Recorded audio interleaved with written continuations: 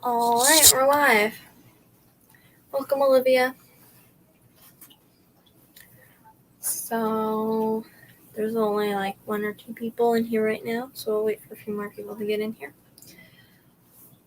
But I did the first water change on the discus tank this morning. That was pretty fun. And I don't know if you can see it, that orange thing right there. I installed those CChem pH and ammonia alerts. And those are pretty handy. One of my panda cories died. I don't know if it's because of disease or high temperatures, but I still have 3 of them. I still have 2 albino and 1 panda cory.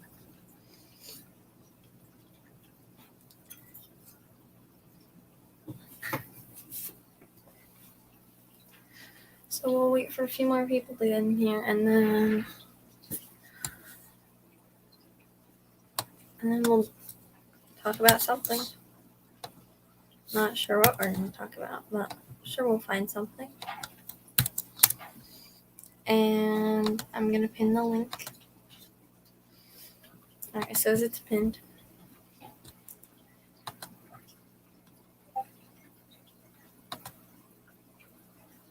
So, yeah, we have 5 people in here right now. So we'll wait for a couple more. But yesterday, I set up that tank, and that tank up there. Those are going to be shrimp tanks. I do have my existing shrimp tank right there, and that has some neos in it. And that 10-gallon that's divided right there is going to be for caridina, like black crystals, red crystals, and some golden bees. And then up top there, that's going to be for black rose shrimp. I do have to put some dividers in the tank down there because I will be getting some other neos. I do have to take out some neos too. Welcome, Mainstails, Fern Fins, Andre Ellis, and Rob93. I do have to take out some more red and blue neos because I am going to get some green and orange ones eventually. Welcome, Deborah Sanders. But I will be getting some more shrimp eventually.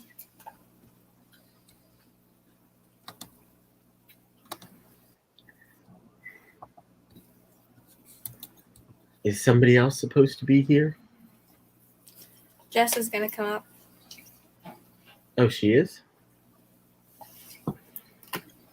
All right, well,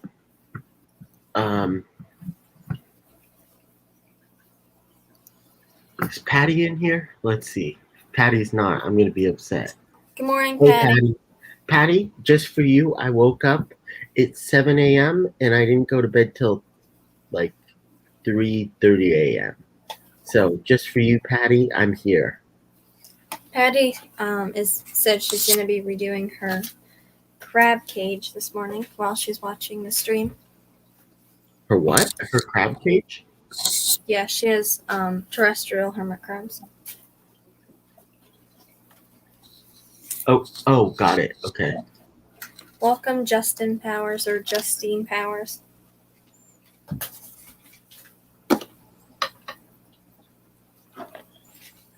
But yeah, Happy Patty, I did message you on Discord, Patty. After the stream, I'm going to be calling my local fish store. Benson's? Yeah. Nice. What, Patty? Is Till in bed? You're still in bed, Patty? You're the one giving me crap about not being here for Brienne's stream, so I had to wake up. I'm like, oh shoot, it's 6:30. I need to wake up because if I don't wake up now, I'm not gonna wake up later, and Patty's gonna skin me alive. Welcome, Gnarly Fish Tanks. Welcome to Backwards Fish Room. Hey, Jen.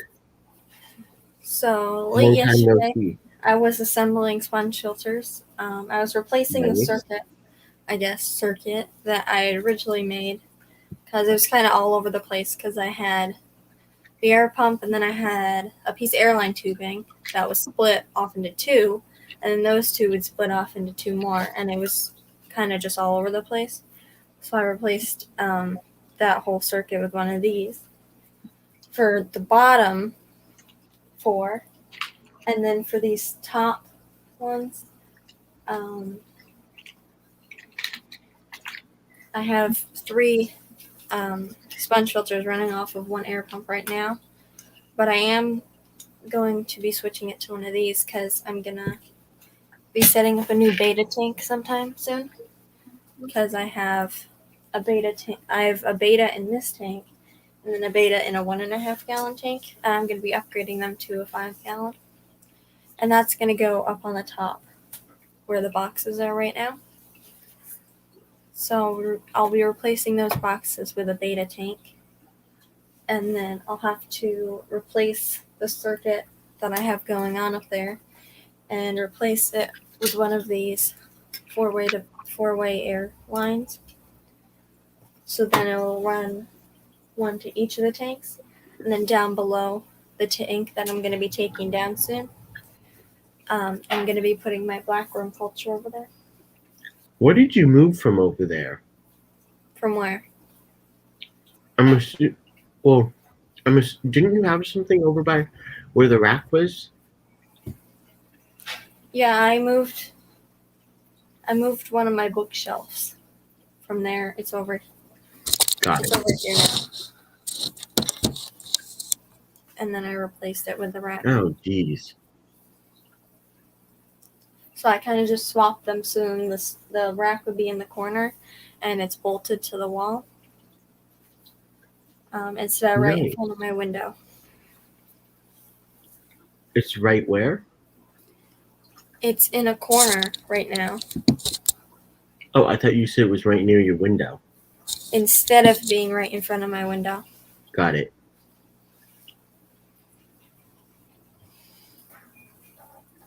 Jen said I did the same thing, Brie. I have 8 running from one pump. Yeah, so below here, right down there, I have my air pump and then the 4-way splitter.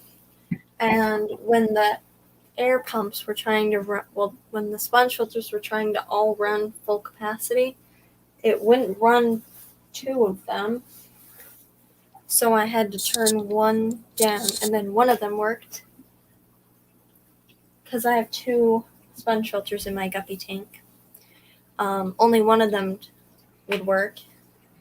So then I had to redo the whole airline, which was fun. Where's Jess? She said she'll be up in a minute. Hey, Rob. Welcome, Dave Farrell and Florida Fish Rescue. Hey, Mike. Long time no see. Hey, Dave. I heard you were in Catfish Terry's for a little. He was in chat. Well, I'm assuming he didn't go up, but Terry told me he was in there. Well, good morning, Geek Boy. Hey, Geek Boy. When Jess comes up, I'm gonna show the discus to her again because she didn't get to see them. She wasn't here last time. She was sick, so I'll show them to her live.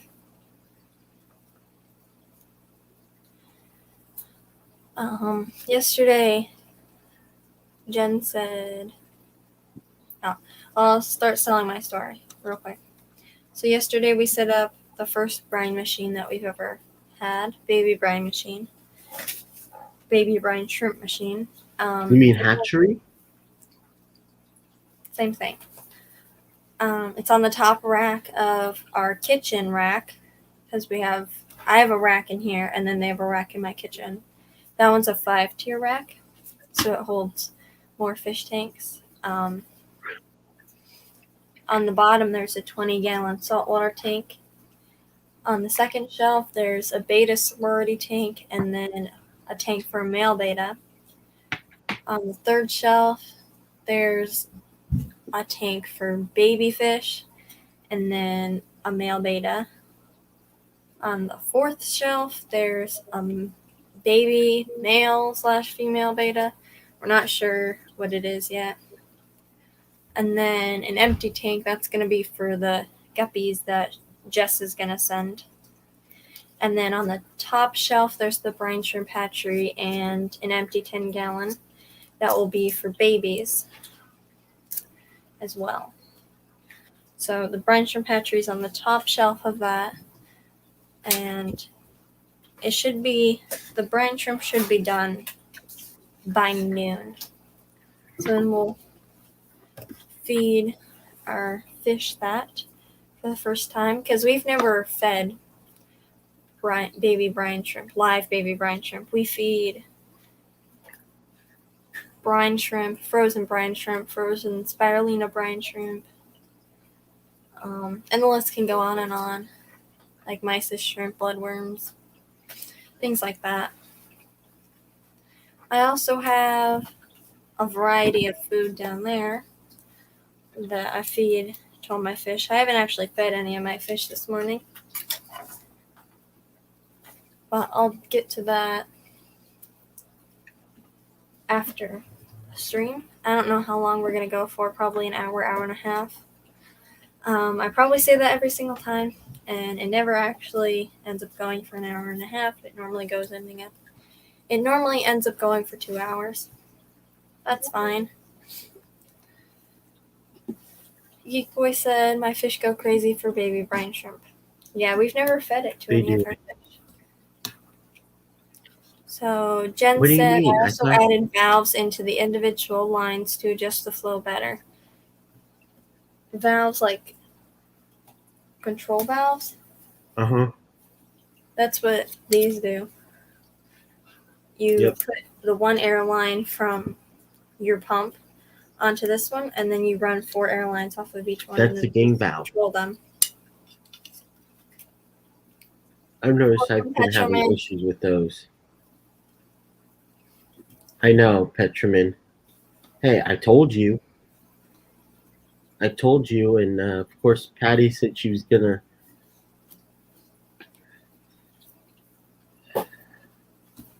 be upset if I didn't come, but you know.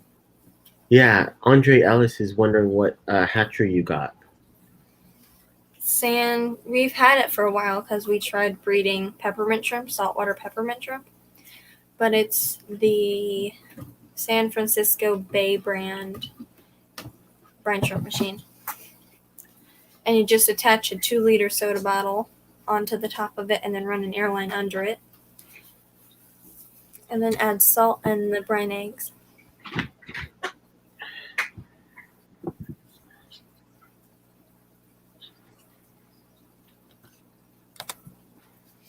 Where's Jess?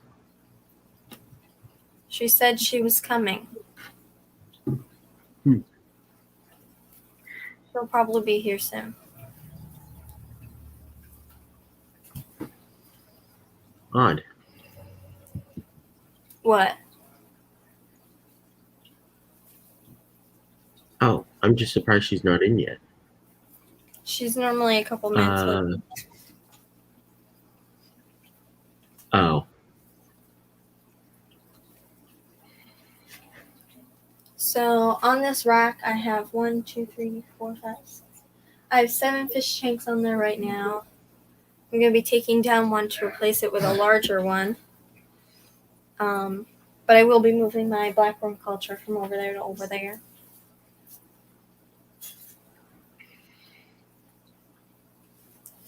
And then I have my discus tank, my starfish tank, and then I have this tank that's sitting on my desk that I don't know what I'm doing right now with it. It's just a little 1.5 gallon. It has some dwarf grass and a moss ball in there. And, like, of course it has, like, sand and water in there. But I don't know what I'm going to put in there. I might just take it down. Or I'll move it somewhere else.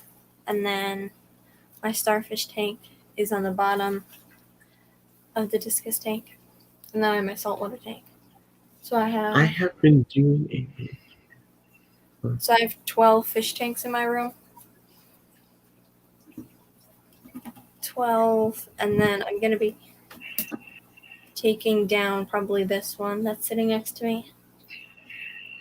Why? Because there's nothing in it. It's Oh, you can always find something to put in it. just a little 1.5 gallon. There's not much you can put in there. Oh, okay.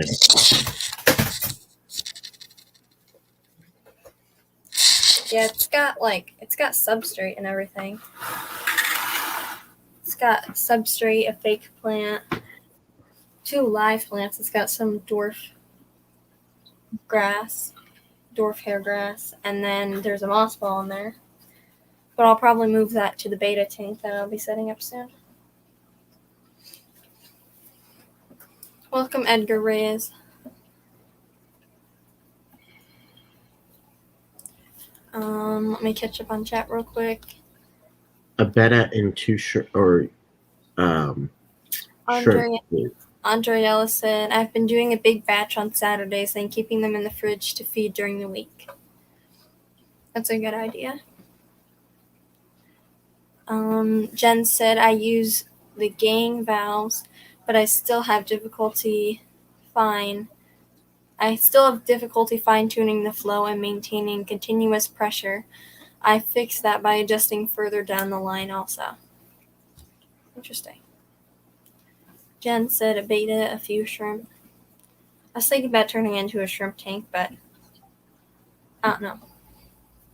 I have three this brine shrimp hatcheries. They work great for me when the discus were little. I received my first shipment of blackworms from Eastern Aquatics. The discus go nuts over them. Yeah, I have a blackworm culture. There's one in the fridge and one in a 5-gallon bucket that I'm going to be moving soon. Good idea, Deborah. Use the 1.5 gallon as a hospital tank. It doesn't have a filter or a heater or a light. Which wouldn't be too hard to get, at least a heater. That's all, or I guess a heater and a sponge filter for it wouldn't be that hard. Yeah, we have sponge filters. We have lots of sponge filters. And Andre Ellis said, I have been doing a big batch on Saturdays, then keep them in the fridge to feed during the week. Yeah, I just love that one. How much can you really make? I mean, you can make up to. I mean, Aquarium Co-op does. They run 2 to 3 brine shrimp hatcheries in. It's not the factory because they run 3 in the factory, but they run 2 to 3 in the shop maybe. The shop? And then they run a tablespoon of eggs, a tablespoon to 2 eggs. You can use, so if they're fried, Jen, depending on whether they're live bears, I would use, I don't like using them, but you can use micro worms, or what I use is vinegar eels. Those are pretty low maintenance, and I prefer using vinegar eels over using micro most spearfish are small. Depending on how small they are, you could probably do infusoria too. But yeah, definitely the vinegar eels and the micro worms. And then when they get a little bit bigger, you could do live baby brine. And then when they get almost full grown, you could do grindle worms. So have you ever done infusoria cultures? No, but I plan on doing it sometime.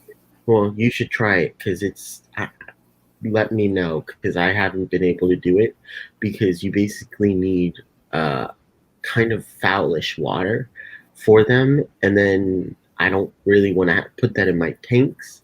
So I'm like, I don't know what to do because I don't understand how people can culture. So the way Jess said to do it is you dry out duckweed and then put it in a jar of tank water.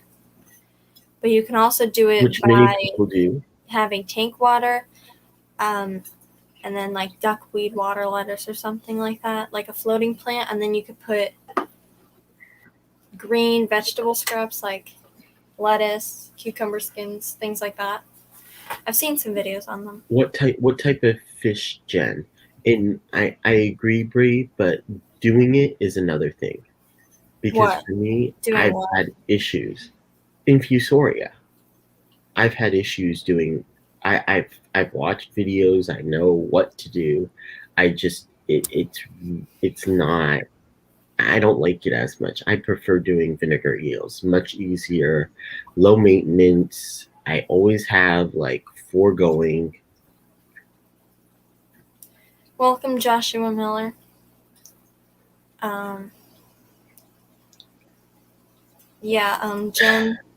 I'm gonna get some grindle worms for my discus. But if your full growns are mostly 3 to 4 inches, you could definitely do baby brine shrimp. Yeah, see, Andre Ellis says, Bree, don't do infusoria in a room you care about. It can get bad when you let it go too long. Welcome, Gavin123. And that's why I'm saying I just don't do it because it's. Yeah, I'm saying it's a thought for Jen because if she's got that small of babies, she could do it. But you said you were gonna try and do it. I wanted to try and do it, but I don't think I'm gonna do it unless we breed the betas. Okay. Petroman said, I modified my Zis brine shrimp hatchery. I run the airline through the bottom of it. I buy the San Francisco Bay brand from Brine Shrimp Direct. I like Zis because I can put a small heater in them. Yeah. There's not a heater in the one that we're doing, which is probably an issue. Because, welcome, Frugal Aquatics. Because they have to stay at 80 degrees. Hey, Frugal Aquatics. So, if they have to stay 80 degrees, there's no way you could put a heater in a 2-liter soda bottle. Yeah. But it's fine because the brine shrimp are still alive. Well, you have the aquarium co-op brine shrimp, right? Like an hour Just and a half. use a sun lamp. Yep. You have the brine shrimp cysts, right? Me? Yeah. Repeat the question. You have brine shrimp cysts, right? Cysts? Eggs. Yes. I have brine shrimp eggs. Because I think I sent you them, didn't I? Yeah. From Aquarium Co-op? And the San Francisco Bay one that we had, there's some brine eggs in that too. Okay, good. Welcome, Sandy Farrell. Oh yeah, we have plenty of brine shrimp eggs. No, not really. Brine shrimp for a while. It hatches a little bit better. Because we're going to be raising up a lot of fry, like baby guppies, baby swordtails, things like that. And we're trying to grow them quicker. So Jen said, oh, and beta shrimp and a gourami. That's what she has. Yeah, Andre Ellis probably eat baby brine shrimp and microworms.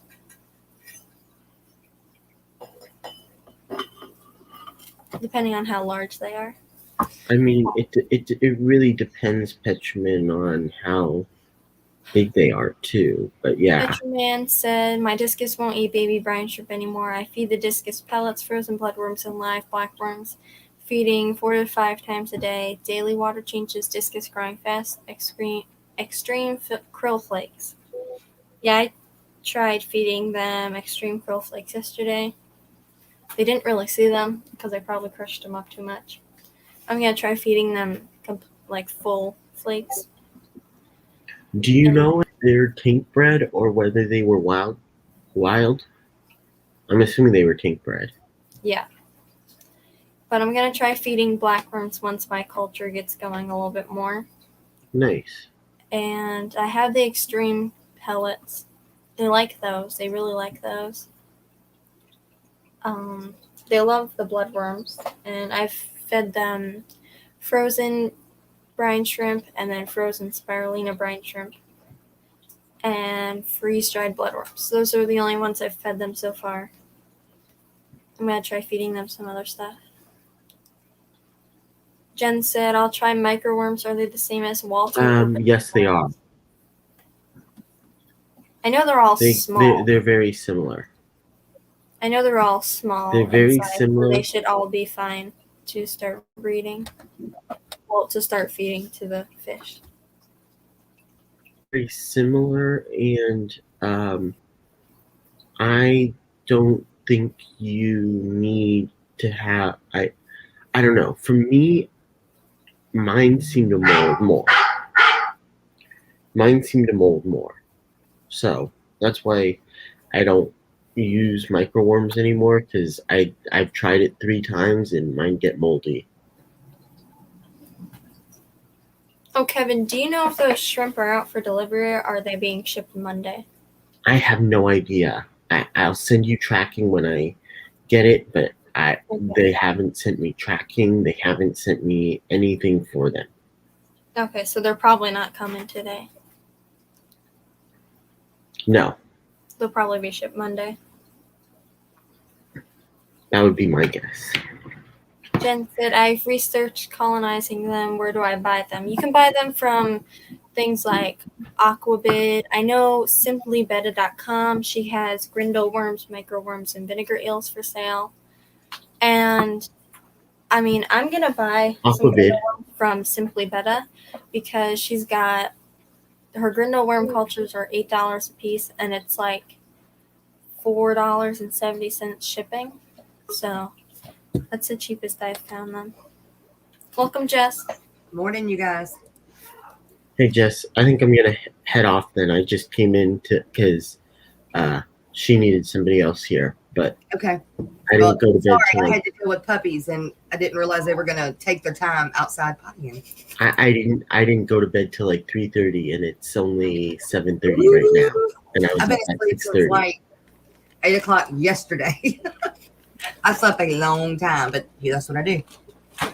Well, Jess, good for you, but I'm gonna go. I was on with Adele till like 3:30, so I will see you guys later. And then tomorrow I am leaving, so I'm like, I want to get some rest, but did you email me? I couldn't sleep last night, so I'll see you guys later. Did you email me? Kevin, what? No, Kevin. What? Did you email me? I will text you. Okay. Alrighty. Bye. Bye. Night. Petroman said, Brienne, if you feed pellets, soak them for 5 minutes, then feed them. Discus have problems if you don't soak them. Okay, I'll remember that next time. Good morning, everyone in chat. Yes, good morning, everyone. But now Jess is here, so I'm going to show her the discus live. Ooh, yay! They got their first water change this morning. Oh, wow. So. Good morning, Miss Sandy. Good morning, Olivia. Good morning, Jennifer. Good morning, Petroman. So those are them.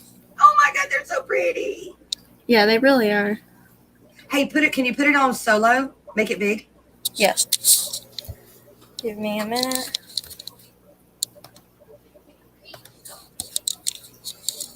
It's a long shot, but does anyone here know any good transshippers? The one I use in Dallas is pretty darn good. I have had no complaints. But these are them. 3 Santarum discus. Those are pretty. Yeah, they really are. That's a nice size. Yeah, they're 3 inches. Did I freeze? Or did So I All did right, Jen. put in these pH and ammonia alerts. As you can see, the ammonia is 0 and the pH is 7. Are those And on the inside of the tank? Yeah, they hang inside of the tank. Oh my God, that's so cool. I've never seen anything like that. Chem makes them. I just put them in this morning. Now let me exit solo layout. Andre, I got to find his name. Give me a minute and I'll give it to you. So Chem makes them. They're called, I think they're just called Alert Combo or something. So they have it on Amazon? Yes, they do. I think it's $9 or $10 for a 2-pack of them. The ammonia. Hold on. It probably says on the package. Nope, it doesn't say it. But I know the pH is for fresh water and the ammonia is for fresh and salt water. And I think the pH lasts a year and then ammonia lasts 2 years. No. I think the pH lasts 3 to 6 months and then ammonia lasts a year. But That's all? They don't last longer than that? No.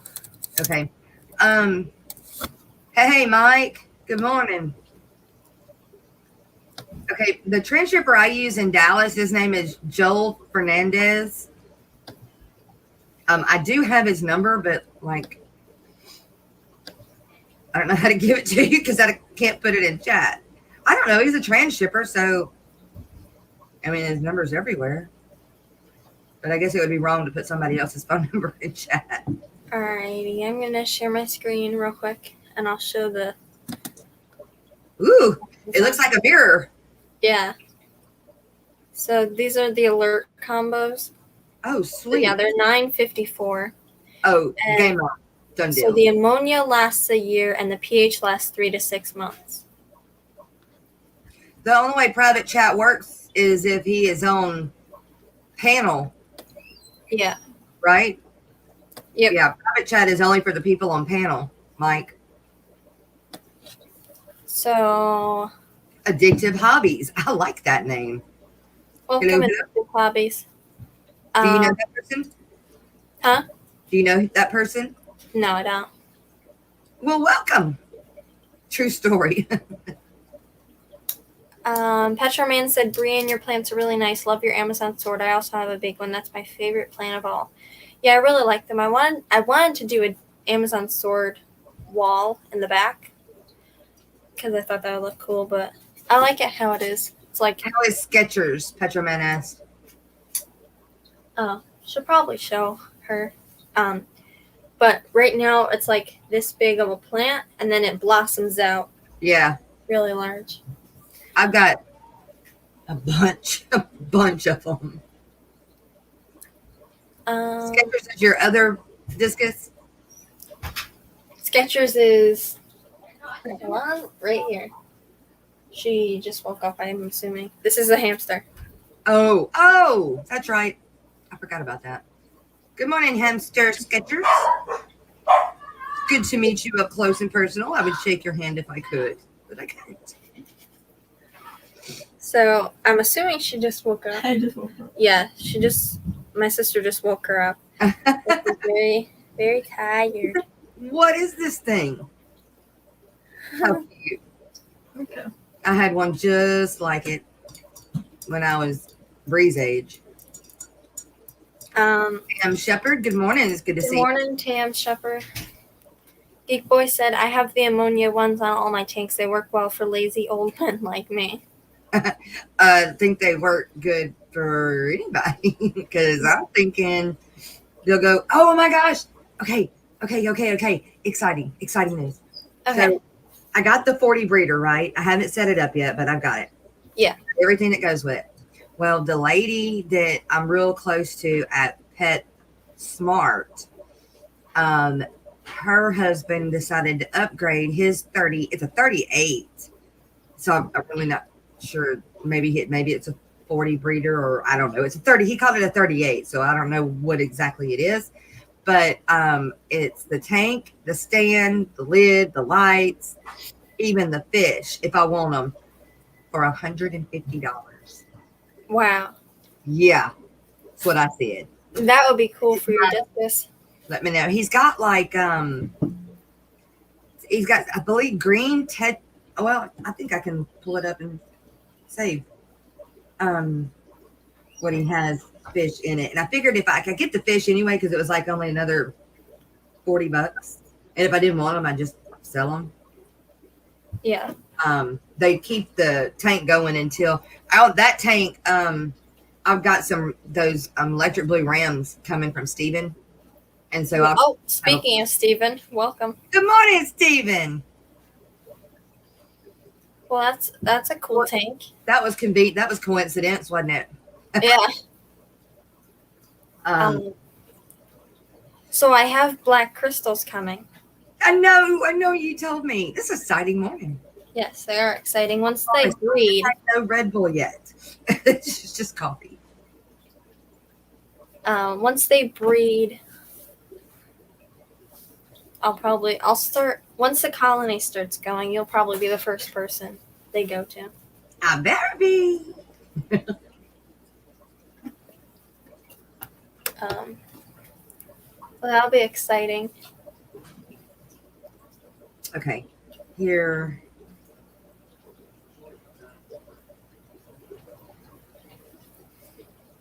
Oh, she doesn't list out the plants. I mean, the fish. Dadgummit. Anyway, it's just kind of like a community tank. It's not any fish that I would ever keep normally. But I do know there's some neon or some green tetras. Maybe there's a difference between a green and a green neon. Anyway, there's some kind of tetras. And then a few other species in that tank. Petraman said, Olivia, I don't care what my wife says. I'm going to buy one today. She's working right now. She'll have a heart attack when she comes home.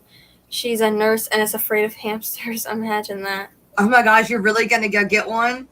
That's awesome. That's cool. Oh my gosh, you're getting some black rams too, Steven? Oh, that's cool. What's wrong with them? It's the ram attack. I'm being goofy, y'all. I'm sorry. Let me open my window. Maybe these coffee fumes I'm smelling will go out.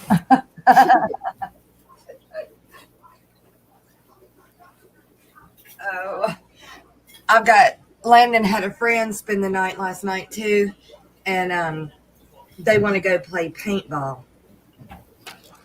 when we get done. Well, they got an appointment for 2, and I just sit in the truck. I'm not playing that crap.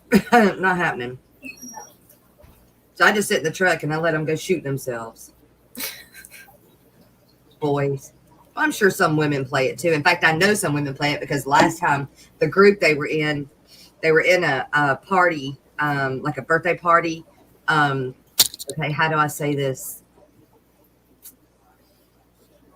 Politically correct nowadays. Brown people, a party of brown people, and they were wild, and it was fun as I'll get out. They were a trip, and I had the most fun just walking around with them, cracking on them. They were so fun. Oh my gosh, they were so fun. And one of the ladies would live from up north, and I think Missouri. Well, no. It had to have been Michigan. It was an M word, but it was more east than centered. Minnesota? So maybe that's it, Minnesota. But she says, I can't wait to get back up there. I can't stand this southern humidity. I was like, you're running around with a paintball gun in your hand. You expect not to sweat? Yeah. Andre, that's what my son, that's how they say it in school. So that's why I said it that way. I don't know. It changes. Gnarly Fish Tank said a 38-gallon is 36 inches wide, 20 inches tall, and 12 inches front to back. Same footprint Wait, say that again. A 38-gallon, 3 foot wide, 20 inches tall, and 12 inches front to back. Oh, dang. So it's like up and down. It's like tall or wide. Well, it's 3 foot wide. So it's like, Oh, it's 3 foot wide. Okay, hang on. 3 foot wide. 36 inches Okay, that way, okay, 20 inches tall, okay, okay. and a foot then wide. 12 foot front to back. And so a 40 gallon is 2 inches wider. That's all. Yeah. Gnarly Fish Tank said same footprint as a 30 long. Nice footprint of a tank. I've got 4 30 longs. I like the front print of the tanks. Huh. Well, I'm just glad it comes with a stand because I don't have to find a stand for it. Yeah. Mike, you can't drink your coffee fast enough. Petroman said, Olivia, what kind of setup do you have for Skechers? And she replied, I have a regular hamster cage and an aquarium for Skechers. Aww. Yeah, because Skechers used to just live in a wire cage. Yeah. And then at night she would make lots of noise and wouldn't let my sister sleep. So we set up a 10-gallon aquarium for her. You get her one of those that has all the tubes that you can make go all around your room and stuff. You've seen those? It's the one that she has. It's a wire cage, but then it's got some tubing that comes out Out of it? It's got like 3 hamster wheels or 2 hamster wheels. Ooh, you could drill the 10-gallon to put those tubes in. Same way. There we go. Olivia, Well, we're part going of the 10-gallon is that's her nighttime home, so she doesn't make noise. Big Tank Hank. Good morning. I want to be on your show. You say it any plainer?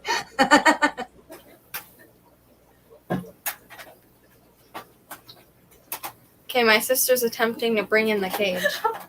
All right. Yeah. Yeah. He makes too much noise in that. Yeah. And then that's the attachment for it. Yeah. Make that like his like office, like his daytime office. He's got to go to work. Yeah. And at night he goes to his apartment and he sleeps. Although hamsters are nocturnal. Yeah. Oh well. He sleeps a lot at work. Yeah, they sleep during the day and work during the night. Yeah. The Siberian Husky he had used to chew on the metal bars all night, refused to use his wheels. I'll be right back. Okay. Charles.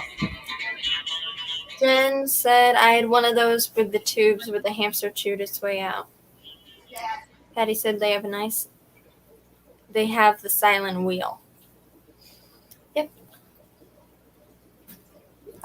So, if you remember last time, we were talking about 75-gallon tanks, the 2 75-gallon tanks that we picked up. We were talking about a plan. I know we were talking about something like putting plants and fish in the 75s. So, my father made room in the basement for the 2 75s to go up. And I don't know. we don't know what's going in them, but Okay. we made room so 2 75-gallon tanks could go side by side, and then 8 10-gallon tanks could go below. We have the 2 75s that we got last weekend.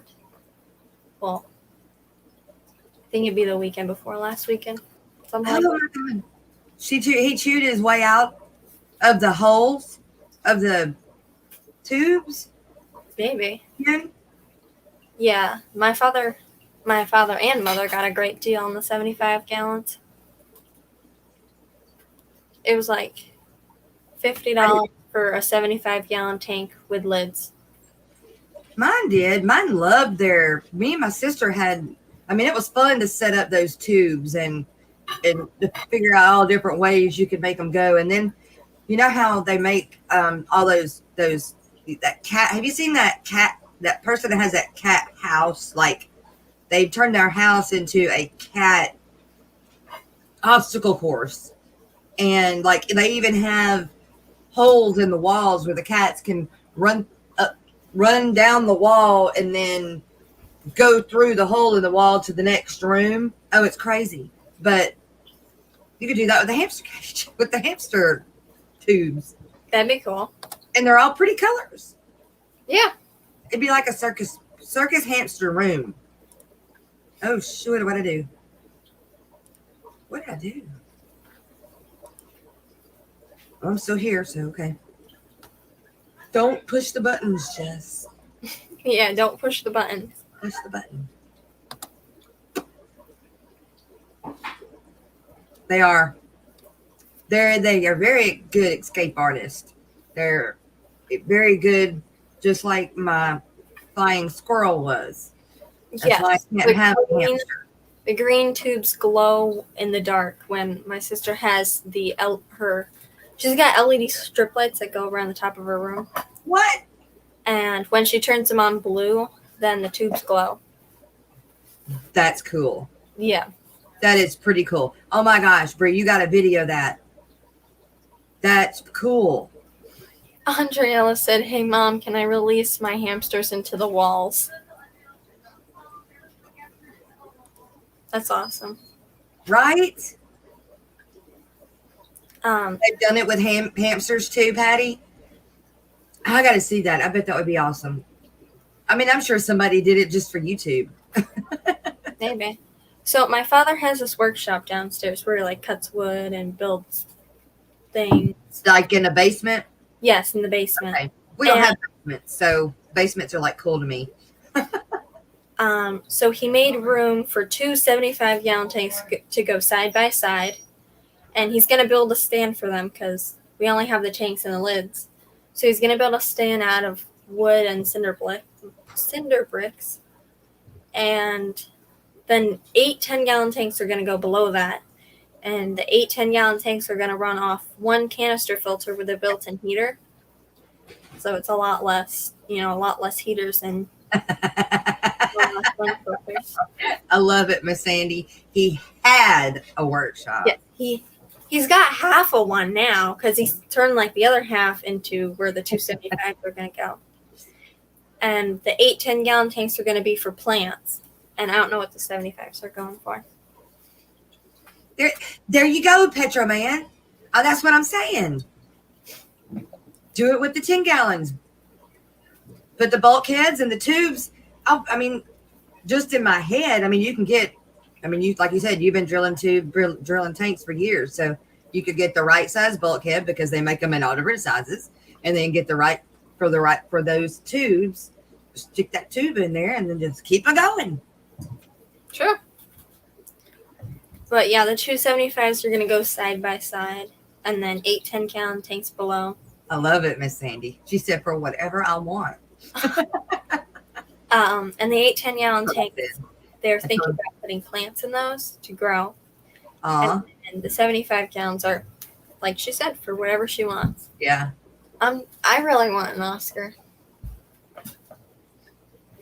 That's what I want. Once I get the browns and the discus and the lemon blue, Plecos? Yeah.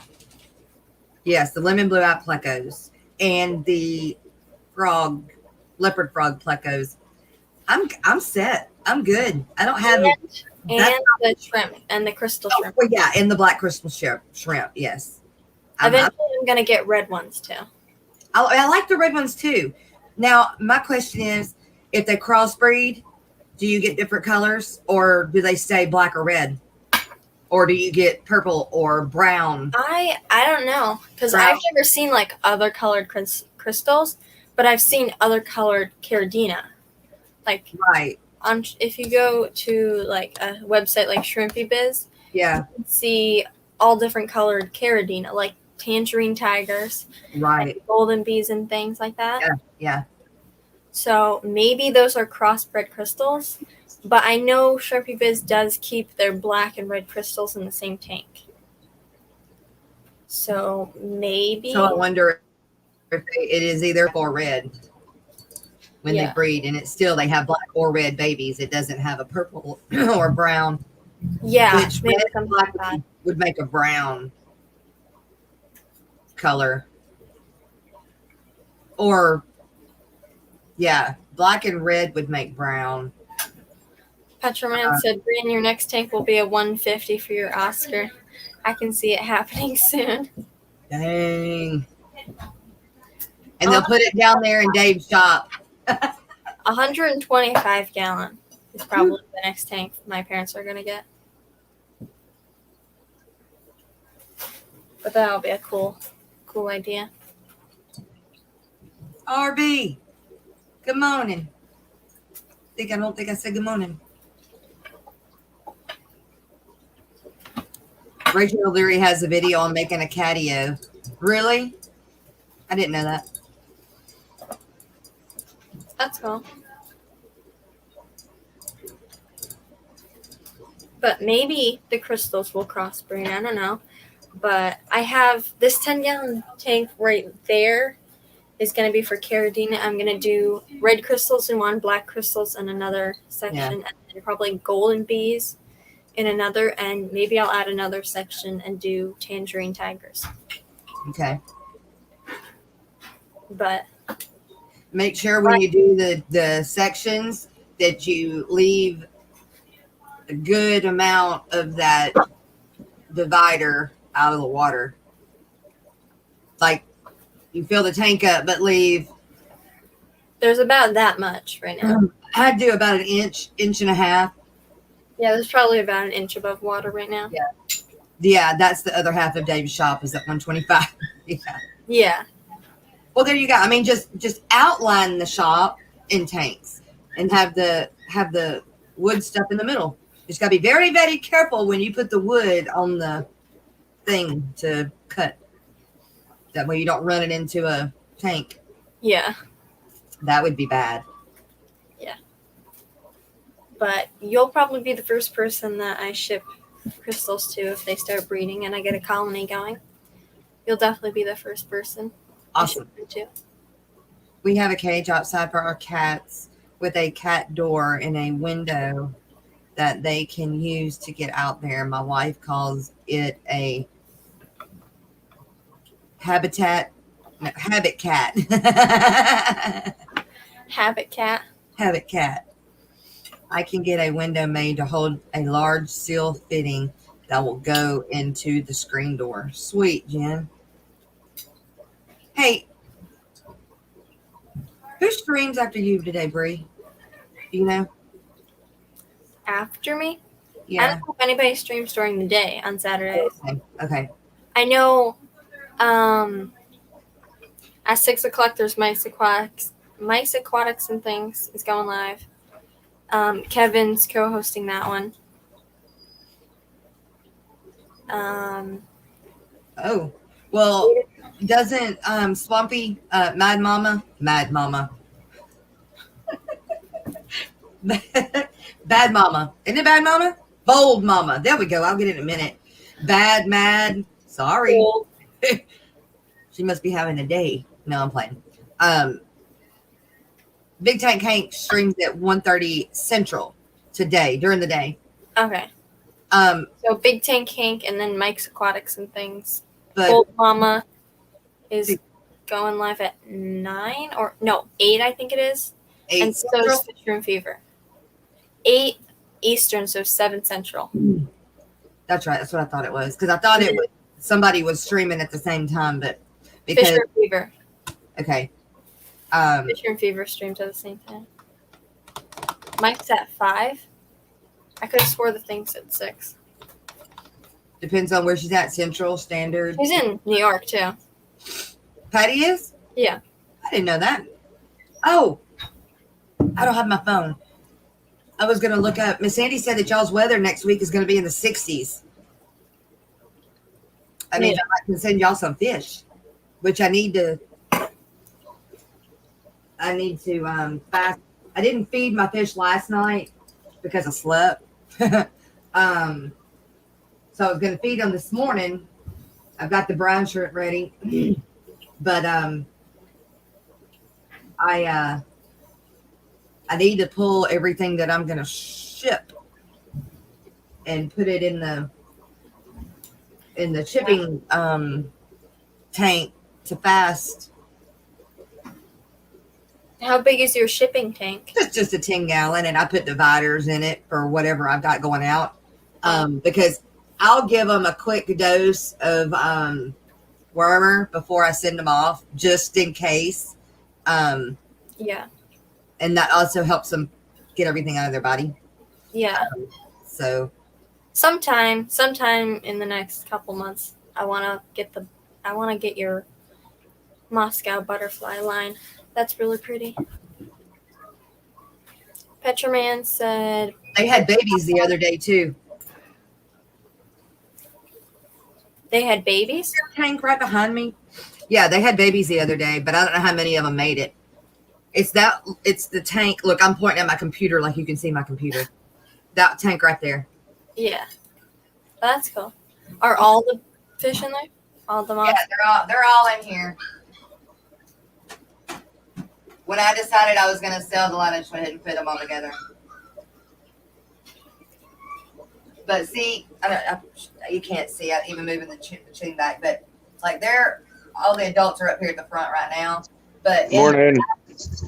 In the back there, I've got a whole, like the whole back half of that 10-gallon is just Christmas moss. And so there's no telling how many babies are up in that sucker.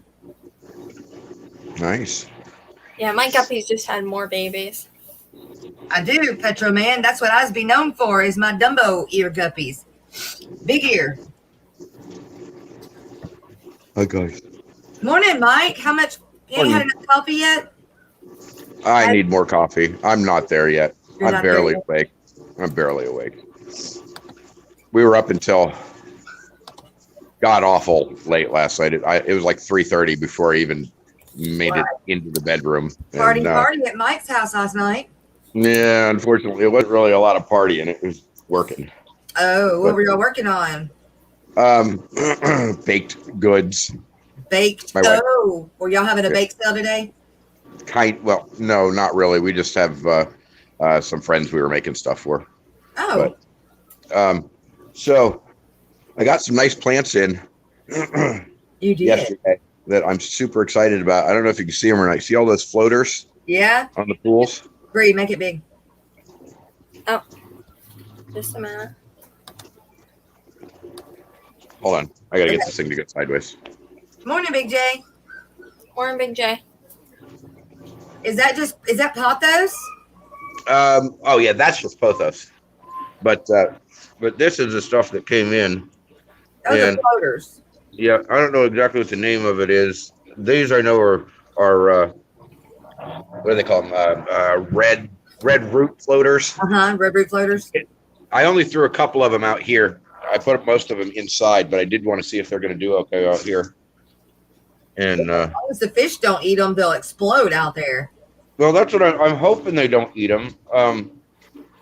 They did eat the freaking duckweed last time I put it out here. So. Ooh, then they might eat them. Well. Yeah, we'll see. They've got a smell though that I think is, I find it likely that the fish are gonna not like the taste of them because I don't know, they smell like something you wouldn't want to eat. Whereas like duckweed, when you smell it, it just smells like a plant. Yeah. This has got this odor that smells a little bit like tea tree oil. So I'm hoping maybe they'll leave it alone. We'll see. Petroman said, "I'll be placing an order. Just can you ship to New Jersey or should I wait?" Give me just a second and I'll tell you that answer. I'm gonna holler, so I'm gonna mute my computer real quick. Okay. Hi, Brianne. I think this is the first time I've ever popped up on your stream. Thanks for having my ugly, freaking tired mug up today. Well, thank you for coming. Oh, I gotta freaking backwash the filter again. Did your dad call? I need somebody to come over and do this just all the time. So, depending on the weather in New Jersey, Petroman, I think Jess will have to check the weather. That's what I'm doing. I had to holler. The kids had my phone. Yeah, that's great.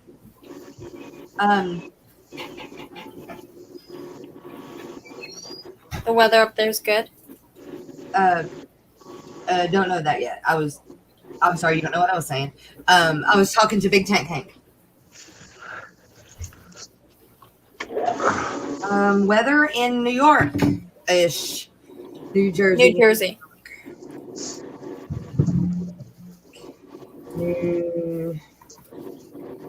I can see why. Weather next week.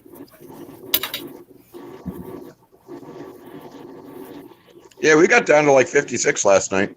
It's freaking chilly. Yeah, we're chilly right now too. Like not too. I say we're chilly. We're only. I think we got to the 40s last night, but it's going back up to like 70 today, and then tonight it'll go back down to like in the low 50s, I believe. Yeah, you got the same weather we do. 80 tomorrow, so it's that time of year. Yeah. Oh, I am getting the dirty eyeball from Meyer and Grumpy. Sorry, guys, I didn't bring the food out with me. Oh, wait, I left it out here last night. You guys are okay. Score for you. Y'all, they are. Okay, so Monday, you're 72-58. Tuesday, 77-54. Wednesday, 75-53. Thursday, 67-45. So Thursday, it's getting just a little chilly, but that's at night. The days may make it warmer. I'll have a 3-day heat pack. Yeah, I think I could actually send to New Jersey next week and New York. Y-O-U-R-K. Nope. How do you spell York? Y-O-R-K. Y-O-R-K. Oh, wait, got it. New York City, New York. They're going to be warmer than you guys are. Bree. Oh, New Jersey? Yep. About 10 degrees warmer all week. Y'all are going to be 58 Monday is the high. Tuesday is 62, but the low is 47. Wednesday, the high is 61, but the night is 49. So that's 50. Thursday is 57, and the night is 53.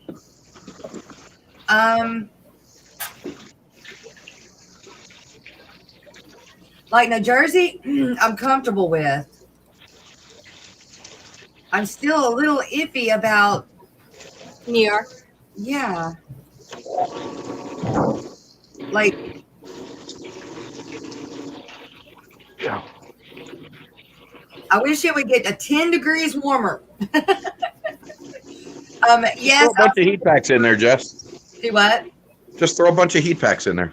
Well, I mean, I'm gonna throw a heat pack in there. The problem is like I'll send it either UPS or USPS, either way. But I'll do it 2 or 3 day or 2 or 3 day UPS is what they'll tell me. But going to New York from Louisiana, it's never gonna fail. It's always gonna take 4 to 5 days. Right. My heat pack doesn't last that long. It goes out and like it's 1 day short. They have those extended heat packs. I think those things last a lot longer, but they cost a bit more. Yeah, the ones that they're expensive is all get out right now. We found 110-hour heat packs for $7. Yeah, that's still a lot because you can get them on what heat pack supply or whatever for like $3. So Is that where you get your heat packs from? that's not where I have got them from now, or from the past. In the past, I got them just off Amazon, but I think I am going to do heat packs with plus because they're so much cheaper. But the problem is everybody's out right now. There's a shortage for whatever reason. Miss Sandy, I think I'm going to wait. Let me let y'all get about 10 more degrees warmer, and then I'll feel comfortable. Unless we want to send it rush, but I don't. No. I mean, And then it just depends on how much we want to pay for shipping again. Y'all shipping right now is paid for, but to add, I mean, I guess you could because like I said, shipping's already paid for these guppies. But if you wanted to add to it, we could overnight them, which really and truly is going to take 2 days. But I could heat pack them for that long. How much is overnight? I don't know. I have to find out. I'll have to find out the size of the box I'm going to use. So, up to 60.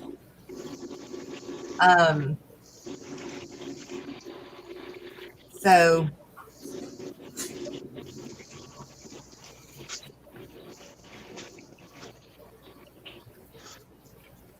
All right. yeah, Bob. Oh, good morning, Bob. I've got 30-hour heat packs and I've got 72-hour heat packs. But I don't have the 96 or the 110. Do I have the Dumbo Red Tail? I do, but I don't have any available. Like, I've got a male and a female, and the female should be having babies any day now. I actually have 2 males, but I only breed one because the other one I just wasn't happy with. And so I've not had any luck with that line. Like, I had like 5, and I lost every single one except for these last 3. I had 5 huge females, and most of them died in childbirth, which kind of makes you think that line isn't too good on having babies. Yeah. But they have them by the plenties everywhere else. I've got the, well, I don't have any males, though. I've only got females. I'd have to sell you a hip female. Of the albino Dumbo mosaic red tail. You have babies of those or no? I do have babies.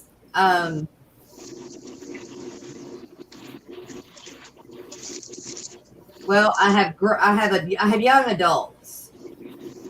I've got to grab a female that's fixing to drop, and I found another male. I got to pull out. Them damn sneaker males. Dadgummit, sneaker males. I pull a male out, and then another one colors up. I pull a male out, and another one colors up, and I'm like, stop it! Because the whole back of that tank is also moss, and so it's a long way.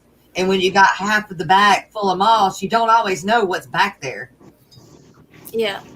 Although I love doing that because, especially with these albinos, because they eat their babies so bad. That way, they hide. I'll have a lot easier to hide. Yeah.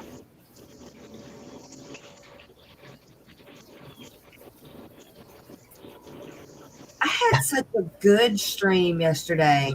This week has been a really good week of streams. I mean, it really has. I can't say that I've had a dull day of streaming this past week. And you think how long was it yesterday? 4 hours or 3 hours? 4.5. Well, Bob knows for sure because we beat 4 hours. We beat 22 minutes. Record. Yeah, we beat 25 minutes because I went. The answer is it was forever. Yeah, it was fun though. it was fun. Fun the whole time. It's the reason is because, like you said, nobody streams at that time, and everybody wants to have Fish Fam to listen to. So, that that is why I am literally starting Life After Jess. Yep, there you go. That's why. And that's great because we'll be there. When I start landscaping, I'll be there. That's awesome. Like 2 o'clock till whenever, Yeah. if somebody comes on and says, damn it, let me have some stream time. And I'll be like, okay. Have it.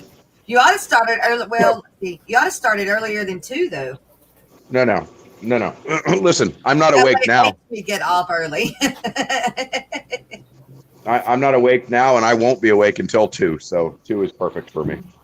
I don't like mornings. And as far as I'm concerned, any time between like 6 a.m. and 1:30 is still morning. So Right.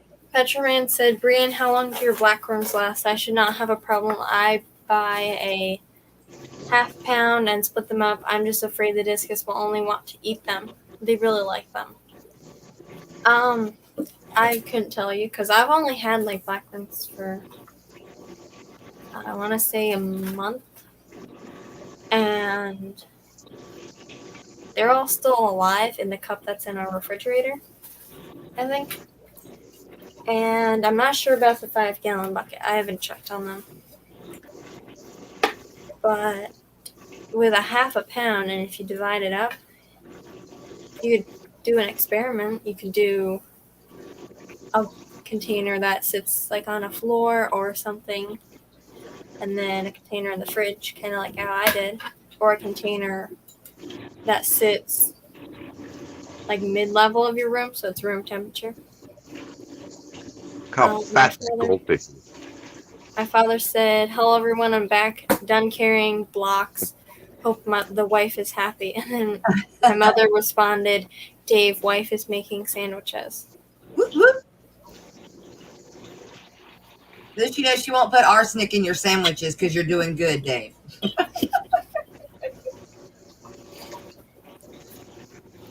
Hey, Big Tank Hank, who is that? Who is Devinante? I guess that's how you say it. Devinante Barry? Devinante? I'm probably saying that so wrong. It's Devante. Devante.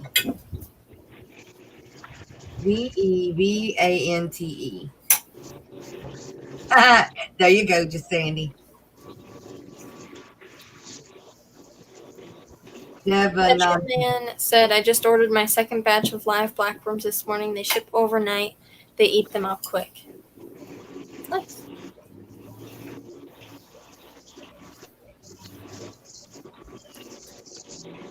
So I think the wife and I have agreed. Well, let me rephrase that. I have acquiesced to discus in the living room. So wait, what? Yeah. Wait, I have what? acquiesced to discus in the living room. Apparently, the wife has decided that it's going to be a discus tank, and I have no choice. So it's going to be a discus tank. Yes. Yeah, the puffers are going in the 90, and the discus are going in the. I think it's a 95 corner tank. So. Hey, Carrie. Hi, Science Gal. I'm on with Science Gal Aquatics. When? Tomorrow at 5 p.m. Are you? Yeah. I had a dream of you being on my channel, and I'm like, well, on my night stream. I'm on. I have her shirt. Awesome. Wait, Jess, how did you have a dream? You don't sleep. I know, right? I actually did sleep last night. I slept from. Did you? So I got off the phone with Bree at what, 2 or 3 yesterday evening, and I was gonna lay down. Yeah, that didn't get to happen. I did everything else. I got pulled away from being able to take a nap, and then I was like, okay, 4 or 5 o'clock came around, and I was like, okay, well, if I go to sleep now, then I just better wait, just go to sleep after dinner, and then anyway, I went to sleep about 8, and I slept. That explains what happened to you last night. Everybody was looking for you, and gosh, I tell you what, it was almost like they knew I was off of YouTube, and it was like, boom, everybody needed Jess. So what was your dream about? You being on my show Monday night with Chubbs, and I was like, when I was arguing with, well, I wasn't arguing with Chubbs. I don't know who I was arguing with. Maybe I was arguing with myself. Who knows? But it was over it being clean enough for me to be able to have you on without me worrying the whole time that it's too adult. So that's my fear of my Monday night stream. I mean, most of the time my half of it stays pretty clean. We should all go to freaking Aquashella. I'm trying. You're close enough. Yeah, it's the money, Mike. I mean, yeah, I get that, but there's 3 of them. The tickets are only $22. Yeah, but there's 3 of me. My I get husband that. and my son. I get that. I mean, it's the drive and the stay that's the most expensive, not so much the ticket. Exactly. For me, it's a 4-hour drive. So, oh my God! So there. Well, you ain't offered to put me up, so. I would offer to put you up, but I got a house full, hon. I know. But yeah, that's what it is. And the drive really isn't that concerning. It's the hotel. I mean, the hotel for that hotel is freaking expensive. Yeah. Well, I tell you what, there are ways to get cheap hotels around here. You just have to not stay in Orlando. I know. You'd stay out a little bit farther. You can get a $20-$30 a night, what do you call them? Motel 6 or something. Yeah, I mean, they're not beautiful. But hotel though either. Yeah. It's kind of like, I'm trying to make it like a vacation because we ain't had a vacation in a few years. Right. And if I can, we totaled it up. If I could get $1,500 together, that'd do it. And I could even get one of those rooms that have the balcony on them. No. Listen. Okay, hear me out on this. Hear me out. So, one of the great things about Florida is that we have timeshares. And the fact that we have timeshares, that means that we have timeshare companies that like to give away free stuff if you will sit through their garbage for a couple of hours. Yeah. So, you could maybe schedule a timeshare over the 12th and 13th and stay in luxury for free. My ex-wife and I used to do that every once in a while when we wanted to go to Disney because Disney's so ridiculously expensive. Right. So we would set up one of those stupid timeshare things, go hang out for a couple of hours listening to them sales pitches, and then but stay in really nice freaking places while we were doing it. They probably Not don't have one for that hotel though over that weekend. Well, maybe not that one particular hotel, but in that space. What I would do is call a travel agent and tell them you want one of those timeshare packages and see if they have anything around those dates. So Science Down said, Brian, when you have time, can you send me a picture you like for the thumbnail, and I'll make a link later today. Yeah. After the stream, I can email you. Can I hitch a tent? Jen said, can I hitch a tent on your there are places. On your lawn? There are places you can pitch a tent. No, you can pitch a tent on my lawn if you want. On your lawn. Sure. And then we can stream. Yeah, right. The only problem with that is my neighborhood is kind of rough. So, pitch a tent that's got armor. I hear you. I need to rent an RV. That's what I should do. I should rent an RV. You could rent an RV. I could just. You could rent an RV. Yeah. And we could sleep it. Oh no, even better. I have a horse trailer that's got the living quarters in it. We'll just pull the horse trailer. There you go. See? I just got to find a place to park it. And hook well, up. I mean, you can park at my place. It is, like I said, it is a 4-hour drive, but you're welcome to park at my place, and I'll run you a cable in the house for electricity. Well, think about that. Okay. I don't know why I didn't freaking think about that. It's because I pulled the sucker in about a year, so it's just not on the brain. Right. I wonder how much it would be to haul it down there, though, because it's going to take more in gas. Yeah, but I mean, not as much. Cheaper than a freaking hotel for sure. Cheaper than a hotel, though. Yeah. Yeah. Oh my God, that's what we're going to do. And that's what I'm going to do. There you go. That's a good plan. That is.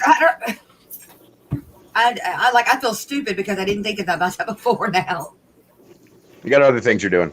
Yeah. The 12th is my wife's birthday, so I'm kind of throwing that as her gift for the year. So. Oh, cool. Oh, that's right. And I can stay safe. That's right. And I can smoke where I want to. Yep. Hey, we'll pop out the world. We'll just sit here and smoke. That's right. And, it really sucks. Bree, don't ever do it. I'm going to whoop your butt, and I know your mama will too. Don't ever, ever, ever, ever. It's not cool. But said, but you can learn so many inside secrets listening to everyone in the hotel hobby. I know. I'll wait. I'll hang out with somebody like until whenever late night. I'll go. Yeah. The parking lot is going to be where the fun is at anyway. Yeah. Inside, I think they're limiting the number of people that can go in at certain times because of the virus. Yeah. Even though Florida has absolutely ridiculously lax laws on the virus, but still, I think they have a limit of how many people can go in at a given time, which means there's going to be an awful lot of people outside. Right. And so, I like tailgating. I'll tailgate a fish Andre show. said that some state parks let you park for free, but They do. don't know about Florida. They do. There's some. In fact, there's a massive state park that's over there by Orlando. I don't remember the name of it, but my You're son. right, Jen. I slept several hours, but it still wasn't enough. I could go right back to sleep now. Anyway, there are places you can boondock all over the place in Florida if you look on the beach, close to the beach. I'll tell you what, I know a spot. Really? Chuck and I, there's a spot right by the Skyway Bridge that is specifically designed for boondocking. Chuck and I took his RV over there last weekend, and I was just hunting for snails and sea lettuce and that sort of stuff to put in the tanks. But oh my God, Mike, is there a place that I can bring if I could bring my horses? But then they're probably getting expensive because there's not a place that would let me board them for like null to nothing. Because I've always wanted to ride my horse on the beach. On the beach, yeah. I do know of one beach you can ride your horses on that they won't kick you off of. It's called the Cosmo. But you got to remember, I'm 4 hours from Orlando, so I'm on in a totally different place than where the show is. But if you were over on this side, I can show you places you can take horses and not get in trouble and that sort of stuff. Well, don't give me your address, but what side are you on? We're in Bradenton, which is we're on the West Coast. Somebody told me is that the Gulf? That's the Gulf side? Yeah. Were you the one that told me that's the ocean part that I would want to swim in and be the beach on instead of the other side?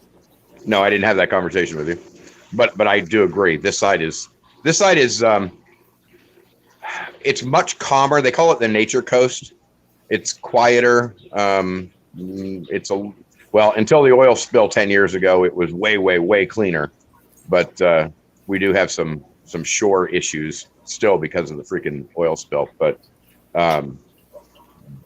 yeah, the Gulf side's a lot prettier than the ocean side. I think the ocean side's rough and I don't know. I mean, it's pretty over there too. Don't get me wrong, it's pretty over there too. But this side, you have there's just a lot more nature. Like everything over all the beaches over there. So I'm in the one spot where I am is Manatee County, which is right next to Sarasota County, and we have essentially the only beach in Florida that has not allowed condos to build up on it. So we have a stretch of 4 miles of beach that is straight up just the beach, no condos. Whereas everywhere else, you have to park in a condo parking or a condo or a hotel or a something parking lot to get to the beach and then walk through their property. So you're close to Tampa? We're pretty close. We're about 50 miles south of Tampa. South of Tampa. Oh, I see it. Okay, Bradenton. You're right there on the coast. Yeah. And Orlando is 4 hours from you? Yeah, you go up 275 to I-4 and then I-4 over to Orlando. So we would be coming further south and then would have to turn around and go back up 4 hours to Orlando. Really, I need to be like around Crystal River. Well, Crystal River's way up. Well, but or Spring Hill. I don't know where the hell Spring Hill is. No, Newport is above Newport. Newport Richie? Yeah. Okay. Welcome, Susan, for SLC Aquatics. Well, I'm going to do something. That's what I'm going to do with something like that. Mm-hmm.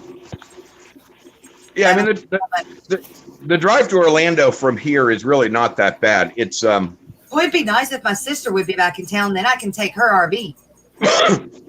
There you go. Oh, maybe I could take Mr. Jones' RV. And then I won't have to pull the horse trailer, and it won't cost as much.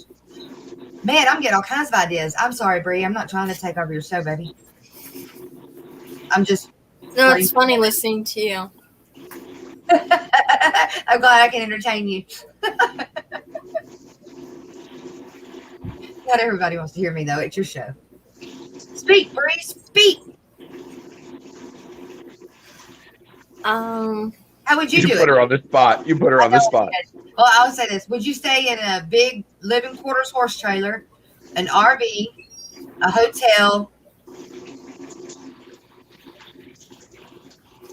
What's that? Or camp out? A hotel's going to be $250 a night Yeah. minimum. So I would like an RV, or sleep in the car. Yeah. Oh, God, I've done that. mhm. We have done that. That's hard to do with a family, though, man. It's hard to do. Once a kid sleeping in your car, you just want to kill them all. Well, I just have Landon. So Landon stretch out the back, and I just kick the chair back. Although the problem is doing that over Friday, Saturday, Sunday, Monday, and then driving home or driving, I think it's 17 hours from from here to Orlando. Yeah. And so it's going to take us a day to drive, like a full day to drive. Oh, and you get the crappy drive too. You don't get to go through the mountains in Tennessee and North Carolina. You just come along the It's all panhandle. flat. Yeah. It's all flat. There's a couple of hills up there, up towards Crystal River and around there. There's some nice hills in there. I Oh, mean, look. Dave said y'all could pull the camper, Bree. That's a perfect idea. There you go. Well, I'll camp together. I'll find a place and we'll camp side by side. We don't travel. The only place we've ever been is New Jersey, and that Well, there was you a while go. ago. There's an excuse. yeah, New Jersey is not traveling. That's heading I know. into. We That's went it. to I'm sorry, people from New Jersey. I'm sorry. I apologize. I didn't Have the kids actually- sleep in the truck. We've done it. Like when we've gone to big shows and we pull up at night and there's nobody to check us in to go get our slot for the horse trailer and stuff. You just find somewhere, park the truck and trailer and sleep in the truck until daylight comes and somebody's in the Yeah. office. Done it. The worst they're going to do is tell you to get up and leave. Exactly. You know. And most So- of the time, what's weird is they'll go tell the truck drivers and stuff leave. But if you're pulling a horse trailer and the horses are actually in the trailer, they won't tell you to leave because they know you ain't staying long because you got horses. Right. But I'm not hauling the horses. Yeah, I don't think you should bring the horses with you. I get it. That sounds like a lot of fun, but I'll do that another trip. I'm gonna do it Yeah. before. I'll do it one day. if you make it down my way and you have an extra day in there somewhere, we'll go do some beach combing or something and find some cool stuff you can take back with you. Oh man. Okay, that's it. I'm parking in the driveway. Okay. You are welcome to park in my driveway. Chuck does it all the time. He parks his RV up on the side of the house, literally just for fun. And he only lives, a mile away. So I'm leaving in 2 years. Where are you going? St. St. Augustine. Augustine, Florida. Really? St. Augustine is pretty.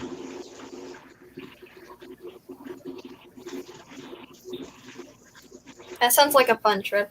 I know Petroman has been saying that once he moves to St. Augustine, he's going to set up a 180 for his discus. That's right. We can have a convoy. Of course, y'all are coming down and I'm coming across. Literally. The only people I could pick up would be Derek if he was home. Amy. Job. Well, I'd have to go down. Well, I mean, I could, but I'd go down first. That wouldn't change the drive much. I'd do that anyway. Because I would Yeah, that wouldn't. I-20 as far as I could and then drop down. Mhm. But it may be easier to go down I-49, hit 10, and then does 10 go across to Florida? I-10? I don't know the answer to that. That would be an awesome live stream. Yeah, that'd be Yeah, live stream the whole trip. I think I've got a rescue tomorrow, and I think I'm gonna live stream the rescue. Should. I think I'm gonna. And it's the kid I'm getting the fish from is kind of a young kid, and I don't think he'll be like a lot of people when I go on these rescues, they don't want me in their house with a camera, but this kid I don't think Right. he's there. Somebody said my name. I did. I said your name.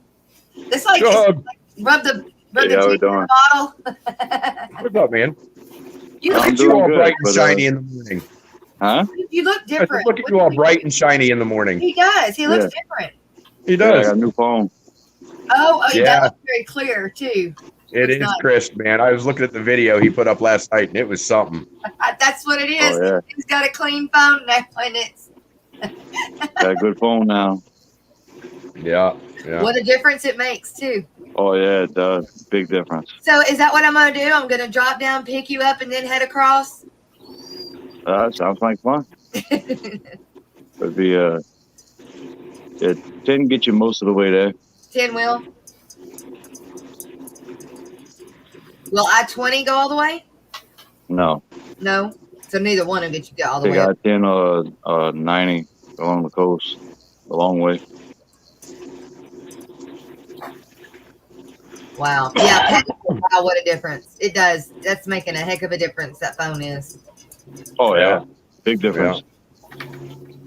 Y'all make me want to go get, what'd you get? The 21? The 21 Ultra. That's got the different lenses thingies on it. I gotta have it. Yeah. Gotta have it. It's But I gotta awesome. want to go to Florida first, so yeah.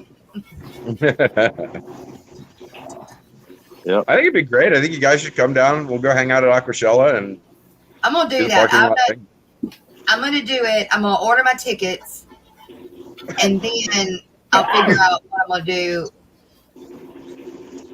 Either pull the horse trailer and stay in it, or get an RV and stay in it. I would love to stay in the hotel, but I just can't afford that. Yeah, I'm not quite sure how I'm putting the money together yet. I might just sell my niece. Yeah, there you go. You sound like don't know exactly how I'm doing it yet, but I'm doing it. I'm not Well, gonna like be I able to said, make like it, it's but only a 4-hour drive. So Are you gonna go, Chubbs? no, I'm not gonna be able to go. Don't go. Ain't no way. I'm trying to find work right now. Oh, I was just ask if you found another job, and that's why you couldn't Yep. what do you do, Chubb? hear the fish. I'm a tugboat captain. You're a tugboat captain. Yeah. That's freaking cool. Isn't it? Yeah, He's our mighty yeah. captain. Yeah. That's a job I could get behind. You know, I was a shrimper for a while when I was a kid. When I was 18, 19. Yeah, I've done that a long time too. Man, that was an interesting. Except I was on a boat with a couple of buddies of mine, and they didn't really care about any of the rules, so we spent a lot of time drunk. And Oh yeah, that's the best part about it. come in and sell our shrimp off, and then go party like it was 1999 for a while. And Yeah, hello I mean, everybody in chat. back then I'd go out for 3 days and come back with $1,500, and that felt like I had just made a freaking fortune. You know? kidding. Oh yeah. Yeah.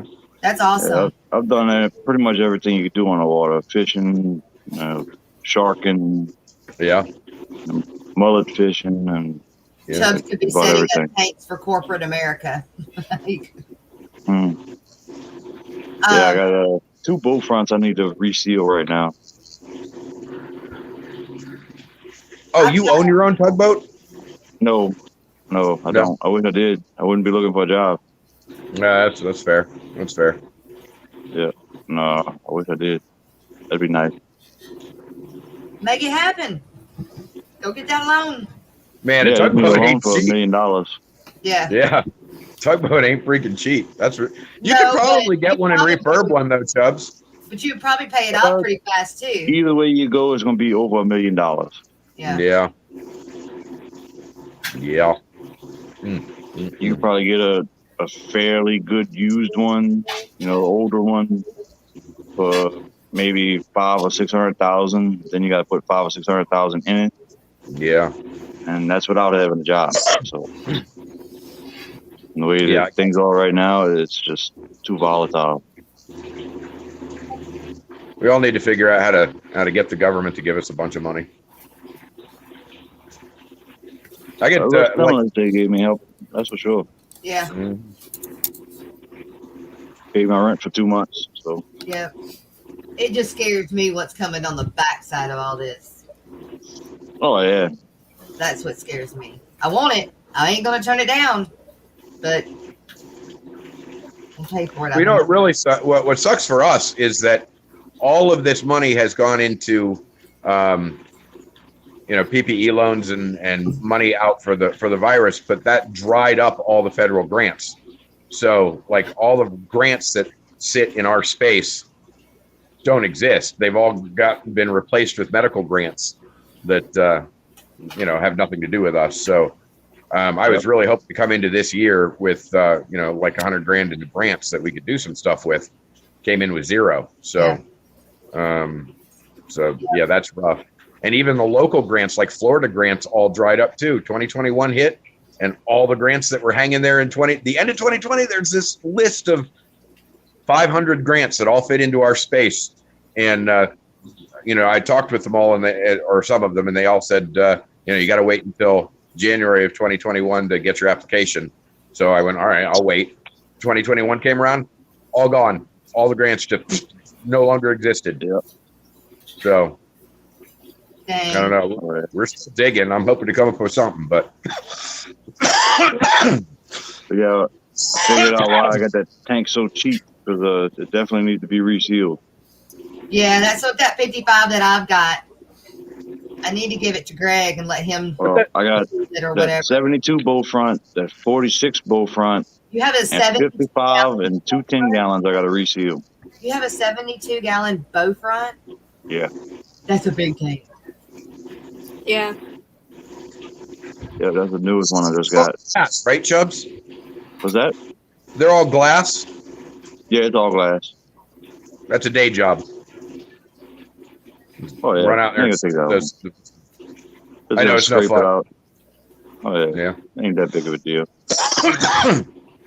I don't know, man. Every time I've ever done it, I throw acetone in there, and that silicone comes right the heck out fast. And then I just scrub my glass. You run a chance of eating it up through the seal of the between the two glasses.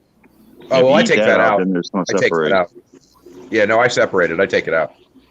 Oh, you take it completely apart and redo it. Yeah, I take it completely apart and run new I'll beads do down the seams. Just I just scrape it off to the seal and then clean it up real good. I use alcohol.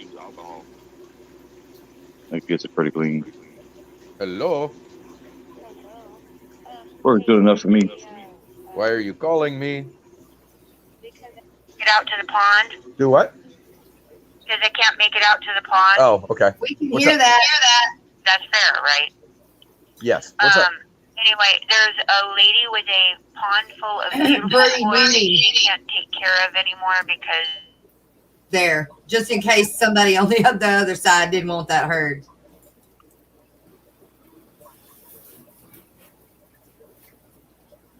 Is he froze too? Yeah, I think he's froze. Okay. He had probably answered the phone and it I hear froze you, his Pat. phone. Probably. Jen said Florida Fish Rescue, maybe ask the fish fam to have donation Oh, avenue for you. Terry, good morning. Terry.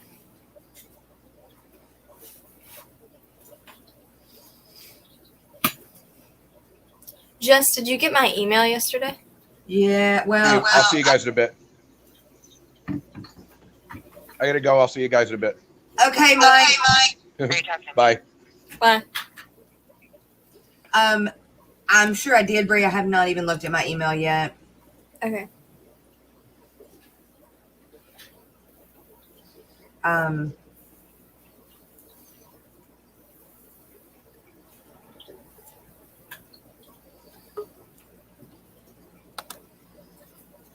I hit that damn wrong button again.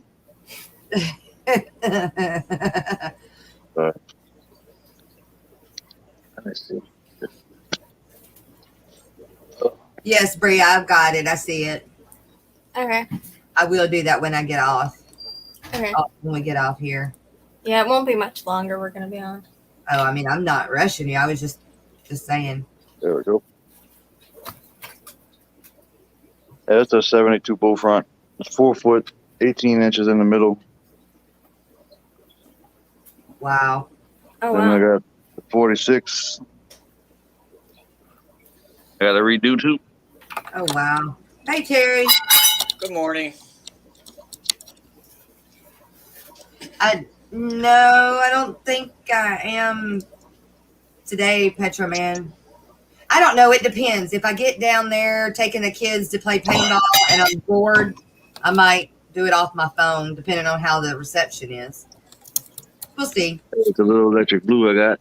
Oh, Oh, that's cute.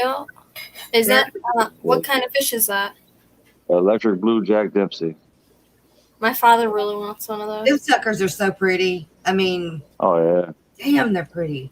What is How big of a tank do they need? mascot? What's That's that? mascot. Did you How know big of that? a tank They do they just need need? really clean water and usually a planted tank that I always keep them, on loan, but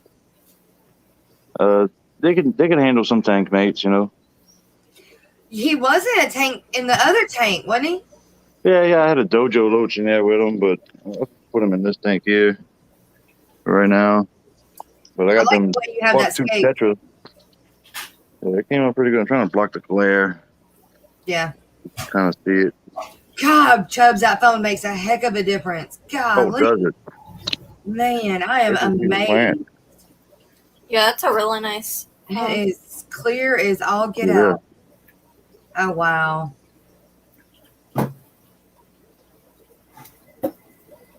Them suckers look like, they're cool. Yeah. They don't turn, they spin. Yeah.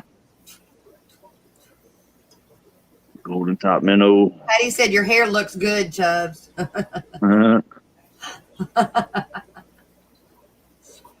Oh, look, here, we got a catfish. Uh-oh. For real.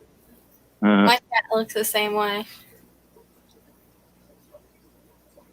What you seeing there, kitty kitty? I don't know where my cat is right now. But she looks identical to that one.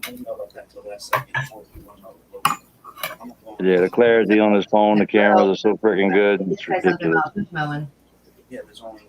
Oh, those We are have some one. pretty fish. Yeah, I saw something of it, but there's Oh. only 1 yard that I can recall. Are those guppies? Yeah, guppy and lacrosses. It's not enough for. Well, I mean, that's up to them. I mean, because, hey, I got to mute real quick. I'll be right back. Flaco eggs.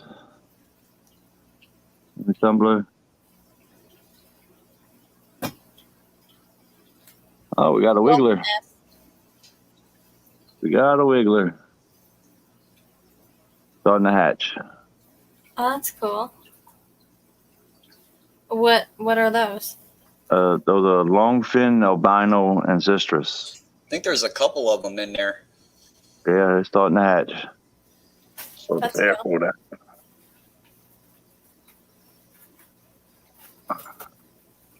Yep, got a couple wigglers starting to hatch. Yep. Everything doing good on my end. That's a cool tank. Yeah, this is my longest running tank right now. Been running for a little bit over a year.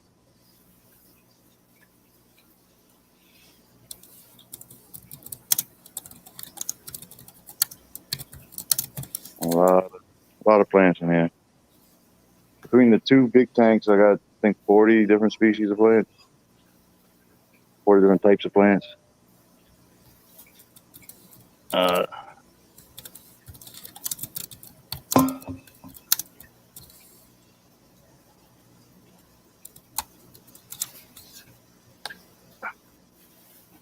See them bucktooth tetras.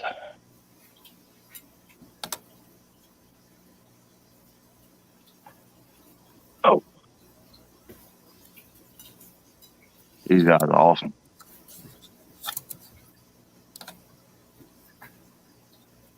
What are those? Bucktooth tetras, exodons. What size tank is that? This is a 55-gallon tank, but it's 3 foot long, 18 inches deep. Got a Cool. mirror stand. But and bucktooth tetras are something serious. Yeah, got to be kept alone. They'll pretty much eat anything you put in the tank. How many tanks do you have total, Chubbs? Last I counted was about 20. I got 5 tanks to set up, so getting up there. What is it? 7 or 8, 10 gallons running though. Got the 2 big 75s, the 40 breeder, this 55, the 20 gallon Flaco grow out, about 7 10 gallons running right now. I got a lot more to put up. Actually, got a bunch of tins over here. These some guppy grow outs I got. They what are they? Big ear purple mosaic babies, but they didn't breed true, so I got a lot of them that's yellow. They're still pretty fish.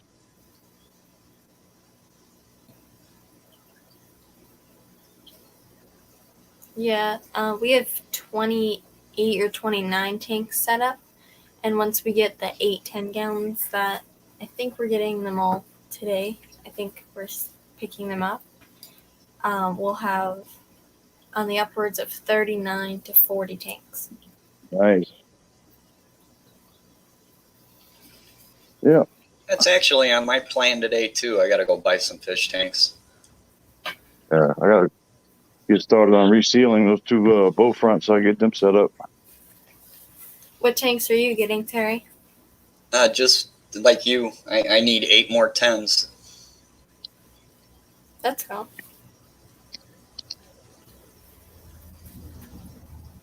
Well, I need 16 total to finish that section, but I'll just get 8 for now. I might actually get to set my 40 up today. For discus? Yeah. I mean, I haven't bought the discus yet, but I want it up, and running. Yeah. And then I need to I got Colton. I ought to go pick up that other one while I've got my 21-year-old. I should do that. But they've got to drain it and everything. Oh, Patty. Yeah, that could be fun. Yeah. And it's got fish in it. They're going to give me the fish, too. What are you going to do with the fish? I don't know. It may be some fish Greg wants. I mean, it's funny. Greg's not in here, is he? I don't think I've seen him. I don't know. It depends. It depends on what they are. I know there's some green tetras. I know that. But I don't know what else is in it. It's a community tank. So whatever I don't want, I'll get rid of. I'll either sell it to the LFS or give it to Greg or give it to y'all, whatever. I don't care. Nice. You should start up your own cottage business, set up and maintain tanks for businesses. That could be fun. Make sure it stays cash. Well, if you do businesses, though, it can't be cash. They're going to pay you in company check. Yeah. Could be fun. That's what I've tried to do. I've tried to take everything back down to cash, including my landscaping stuff. I've only got one. Well, I've got 2 commercial companies. That's the only reason I got to keep business. The LFS. Listen to me. The LLC. That's the one. Too many L initials. Well, you want to maintain that LLC even if you're doing a cash business, don't you? Just because if you get sued. Well, yeah. Yeah. I mean, all I got, it's an LLC, so you just got to pay yourself once with a check once a year. So whatever else you do, they really don't care. And I don't make enough for them to worry about me anyway. And if they sue me, I ain't got nothing either. So well, it's just so they can't take your house and stuff like that. Yeah, never a good thing. No. And really, we run the welding. The good thing about landscaping is it kind of like my name, mains, tails, furs, and fins. It kind of is a broad, has a broad realm of things underneath it. Like we run the welding through it. We run. I run a lot of things under the landscaping. If we build a porch or anything, we just run under the landscaping. Whether we got to call it something different or not, but I try my best to make cash with everything.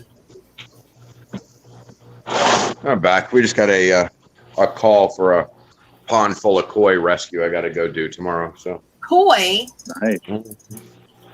yeah, she got laid off. She can't take care of them anymore. So she needs somebody to come get them. Yikes. That's a good one. So we'll go get some koi tomorrow. I got to get those Oscars and turtles tomorrow too. Tomorrow's gonna be a busy day. Andre Sounds said like he it. was planning on replacing the 55 with 320 longs, but as soon as I made my mind up, the tank pulled through. Oh, big Oh, cake. thank you, Letty. Ho. My powder blue Socolofi has spit all of her fry out. There's like 15, 20 of them. Oh, wow. Nice. Oh, thanks, honey. Let me get this something to eat. That's I know fun. she's Is gotta be that starving. kind of rare or wanted fish? Wanted, yes. I wouldn't say rare. They're I gotta get they're that. around. You got to go, Chubbs? Is that what he said? I don't know what he said. I don't know either. what he said either. When you buy mixed African cichlids, these guys are usually in there. Mm. So they're not particularly rare, but they are beautiful. Oh, you are Olivia. hungry. I don't know how to use Discord. That's the problem. Like, I've got it, and it. We'll have to teach you. Yes, I caved and went to Discord. I wasn't going to do it, but I caved. Hey, Brianne, I saw how you named Kevin's live stream yesterday. And I don't hate fish. Jeez. Your turn? Whatever one you said. Welcome, Mismatch Socks. Okay. What time do you think of it? Do you think Oh, it might you're be? so hungry. Is it 2? What kind of fish is that? That is a powder blue zebra Socolofi. And she's a sweetheart. She is starving, though. This is the first time she's eaten in 2 weeks because she just got the fry out of her mouth. I don't know if you can see them or not. They're all down in there in that little piece of. You see them moving around there or no? Yeah, sorta. Why does that look Oh my like God, a there must be- Lombardo Y? There must be 50 of them in there. Okay. Anyway, beautiful. I'm so happy. She's happy too. She's finally eating. She is just starving.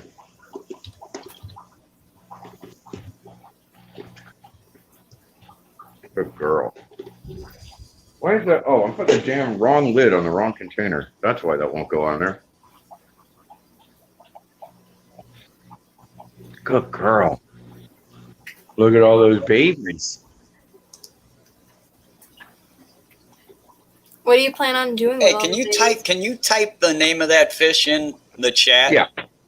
Yeah. If I can remember how to spell it. I'm just really curious because that looked an awful lot like a Lombardo Y to me.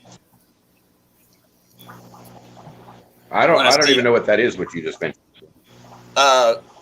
Mylandia Lombardo Y, the Kenyi cichlid. Okay. So I'm just curious to see how similar they look. Yeah, okay, hold on. I mean, I'm literally just going on what I was told, so you might be more right than what I was told initially. Sorry, I got You know, I was people told- and kids and men running in two different directions, and they all needed me like I right can't minute. type it. Why can't I type it? You know I what think that I can feels type like. it. I can type it in private chat. Hold on. Okay. Back. Yes.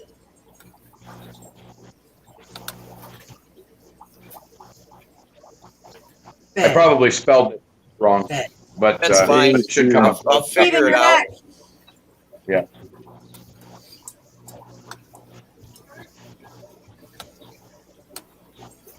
Wait, what was wrong with it? Mismatch socks.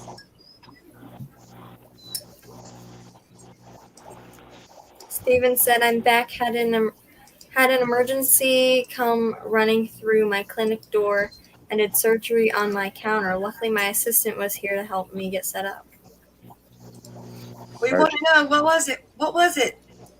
Olivia, you'll help me through Discord. Patty said anybody over 40 doesn't like Discord. Well, I'm 41. It just doesn't make sense to me. I can't make it make sense. Yeah, Florida fish. I think you're. I'm not going to ever tell anybody what fish they have, but I'm 99% sure you actually have Mylandia lombardoi. Okay. Is what that is. It's a real common zebra mbuna. Okay. Well, I'm intrigued. Ha Go ha, look it up. Three.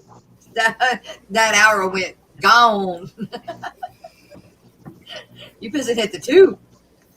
Yep. Honey, you don't have to put all those back in your mouth. No, you don't have to. No. Wow, that was amazing. Stop doing that. I mean, they got to get big. And Yeah, I mean they'll grow a few more millimeters, and she won't be able to fit them anymore, and then that'll be the end of that. or will she just put a few in her mouth and say, "Okay, I got a few of y'all. The rest of you can die." She might do that too. I don't know. I don't know for sure. Can you show the male Yeah. that she bred with? Yeah. Assuming I can find him. Where is he? Where are you, buddy? Oh, here he is.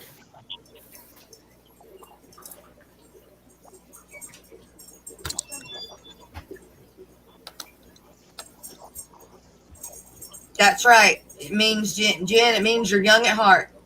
Oh, that's interesting. That means I'm an old soul. What? What? Tell me a story. Discord. Oh, I don't know. I need to see it more.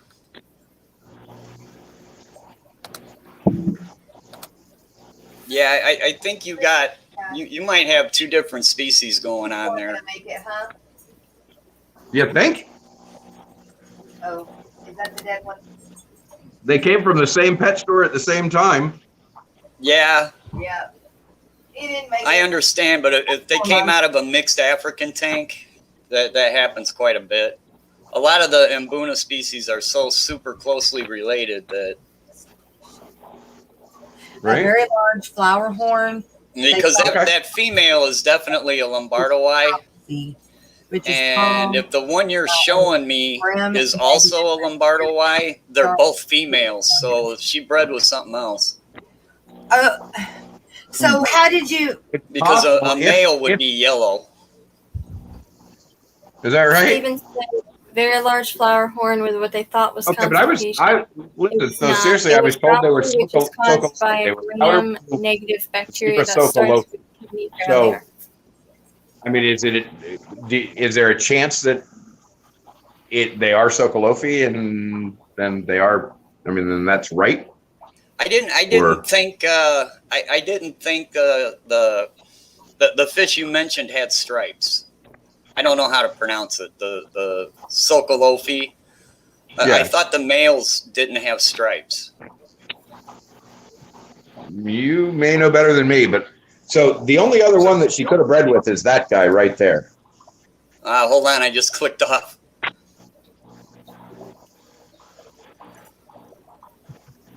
Yeah, I'm not sure what that is. Well, that one I was told is just a powder blue Sokolofi, but not a powder blue zebra Sokolofi. Yeah, see.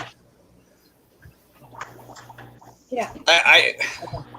I think the second one you showed me is probably a stronger possibility than the other one. But Okay. hold on, let me do a little more searching.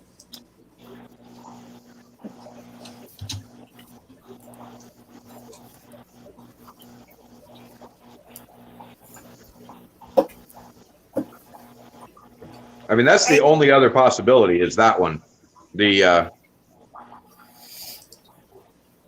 The second other ones one you haven't been showed in me here, is more true with its head shape.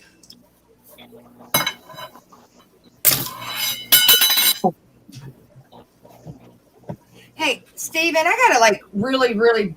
Can you answer a dog question? a dog question. Yeah. Oh, I think my dogs are allergic to something in my carpet. That's what somebody said yesterday. That they could be allergic to something in my carpet because they don't have fleas. They don't have. I mean, but nobody. The vets can't find anything wrong with why they're all so itchy. Like I have to give my female a cortisone shot because she'll scratch herself to having sores and bobos, but we can't figure out why. And they looked at it under a microscope and everything, and can't see anything. So somebody yesterday said that their dog was allergic to, especially if you have like older carpet. They are allergic to something that is in the carpet, and I don't know if that is BS or not. Weird. Because if it is, I'll rip the rest of the carpet up out the, I'll rip it out of the house. Welcome, good. Pride More's Fishing More. Hey, William. Hey, Terry, can you pop the What? name of that fish in private chat? The one you mentioned? I think I did. Oh, did you? Okay. It's Mylandia lombardoi. Yes, Jeffrey. Okay. And if you look at a female, you'll see that it's the fish you have. Okay. I was doing a little Google searching myself, and I think you've got two different species going on here. Oh, in that your should tank. be fun. I think that second male you showed me is an actual powder blue, possibly. See, that's the problem with Mbuna cichlids now coming out of these fish farms. The gene pool is getting really polluted. Right. Patty, Well, listen, you got to remember, I'm a rescue, so I get what I get, right? So Yeah. 90% of the time, I get a fish that somebody says to me, "That's what this fish is." When I bought it a year ago, and I go, "Okay, that's what But I know." that fish that just spit the fry out, that's a Mylandia lombardoi, also known as a Kenyi cichlid. Okay. The males are yellow and the females are blue. Okay. Does the male look like a yellow lab? Nah, not really.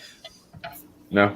It'll have the same stripes as the blue one that spit the fry, only yellow. Okay. Well, she had another No, that can't be another bat start with what you think. 70% of what causes a month and a half ago or so, and they look exactly like her, all of them. Yeah, they will till they grow up. Yeah. Well, plus, since you're dealing with a hybrid, it's God only knows what the males are going to look like when they grow up. Right. What's up, Mr. Hippie? Trying to get everybody fed. Who'd I miss? I feel like I missed somebody. Oh, I did. I missed you guys. I'm sorry. Steven, it's Pedigree Pro Plan, venison and something. And then, but see, the puppies are scratching too. And the puppies haven't been on carpet. Or it could be the feed. The what? Could be what you're feeding them. Well, but the puppies eat something different. They eat the puppy pro plan of pedigree.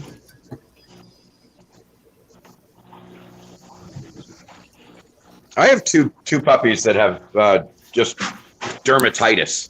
It's just a thing they have. It's like, and I would think that And- I would go along with that of the dermatitis with the corgis, but I've got 4 breeds of dog. No, yeah. Well, I've got the corgis, I've got a lab, and a border collie, and they all have it. Yeah, Oh, and so yeah, I was like, okay, well, it's not a hereditary thing. It's not fleas. It's not, they said there's no mites. They don't see anything under scope. And we have changed their feed several times to try, and maybe it was the food. But it's getting bad. Like, I mean, even the puppies are scratching, so it's like, I got to get it figured out. Yeah, you definitely have an allergic reaction to something. You just have to figure out what that something is. You can even see that they get little bitty, like a rash. My water source is city water. I think something with the carpets. Stephen, by trade, I am an electrician that specializes in industrial motor control and process automation. And I've just been a guy that's been in the hobby for a really long time, and I've been down an awful lot of rabbit holes. And I bred African cichlids for quite a long time back in my early days of fish keeping. African cichlids are real popular near where I live because our natural water conditions are perfect for African cichlids. So I've just been down that rabbit hole. So if I just start feeding them, instead of giving them the like dog food, if I just start like cooking for them, like chicken, just giving them real food without seasoning and stuff, just giving them meat, would that roll out dog food? Like purchase Probably. dog food?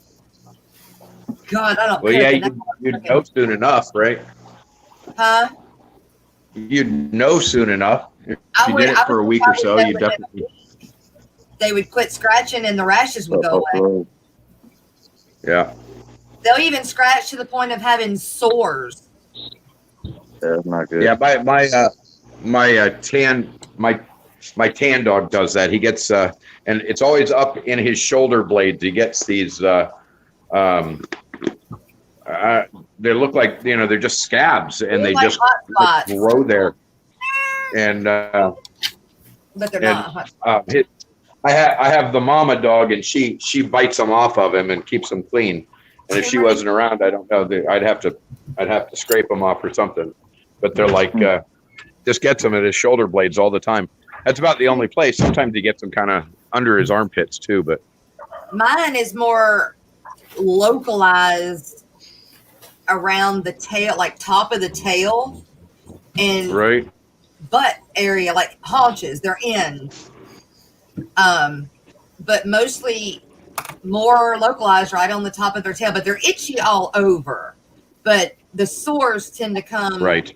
on that end. Now, corgis cannot scratch themselves from like the middle of their butt forward because they can't bend that way.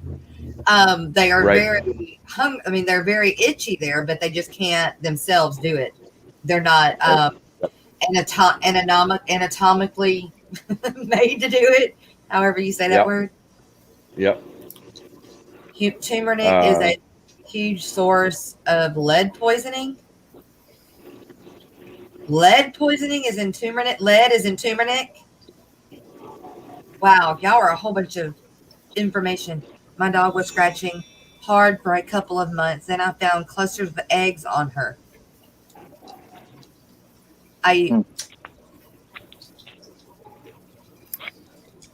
I tried flea combos, special shampoos, and peroxide. Ended up doing manual remover. Yeah, none of the shampoos do anything. The only thing that helped was last year we gave Rainey a cortisone shot and put her on. I wrote it down. It's called Brevecto. And when we put her on Brevecto, it seemed to have helped a lot. But it didn't completely stop it. And then, of course, then the other dogs still itch. But just if you have different breeds, all experiencing the same thing, it is very doubtful it's the food. Okay. Have you tried giving them antihistamines like Benadryl? Like Benadryl? Yep. Don't work. And do you use the same flea medications on all of them? I don't have fleas. So once a year I'll get like I said, Rainey, I gave her the Brevecto last year, and I'm fixing to go do the same thing. But I don't have any fleas. I don't have ticks. We treat the yard. Surely it's not what we treat the yard with, because they don't really roll. They're not outside dogs. They'll go use the bathroom outside, but then they come back inside. They're not outside dogs. You know, it is a really, really weird. And then I even asked about doing allergy testing on one of them yesterday, and they said that they could do it. They'd send me somewhere to do it, but it takes like 3 years to rule everything out. I'm like, Wow. well, dang, by the time we do that, I mean, she'll be 8 years old.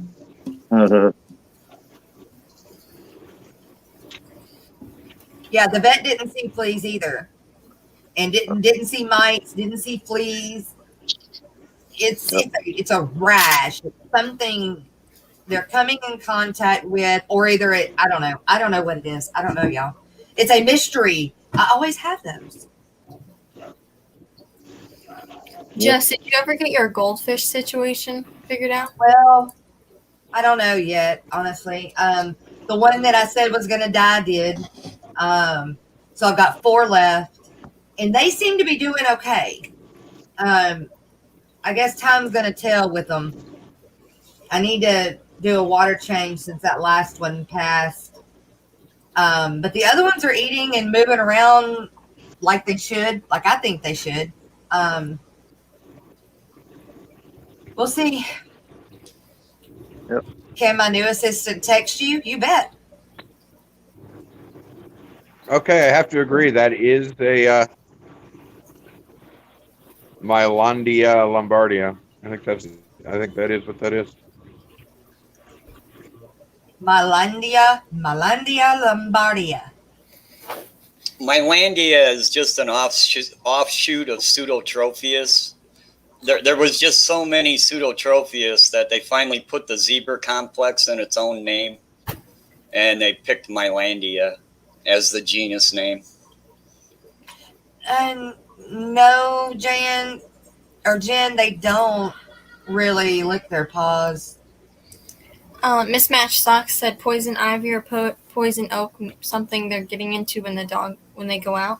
Yeah, I don't have poison ivy or poison oak. It's just a lawn. That's treated, no fleas, no ticks. For the most part, it's St. Augustine grass, where they go to the bathroom at.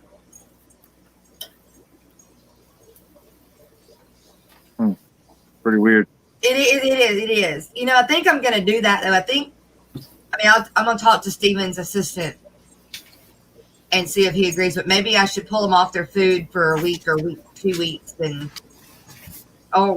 said it with it being 3 different breeds that it's not the food.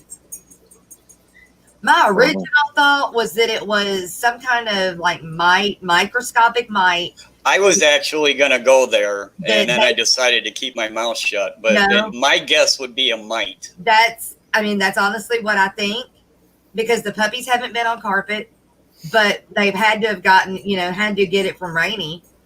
the mom, because that's the only thing they come in contact. Well, they come in contact with the other dogs, but you know, they haven't been on carpet, but they've been outside now. So,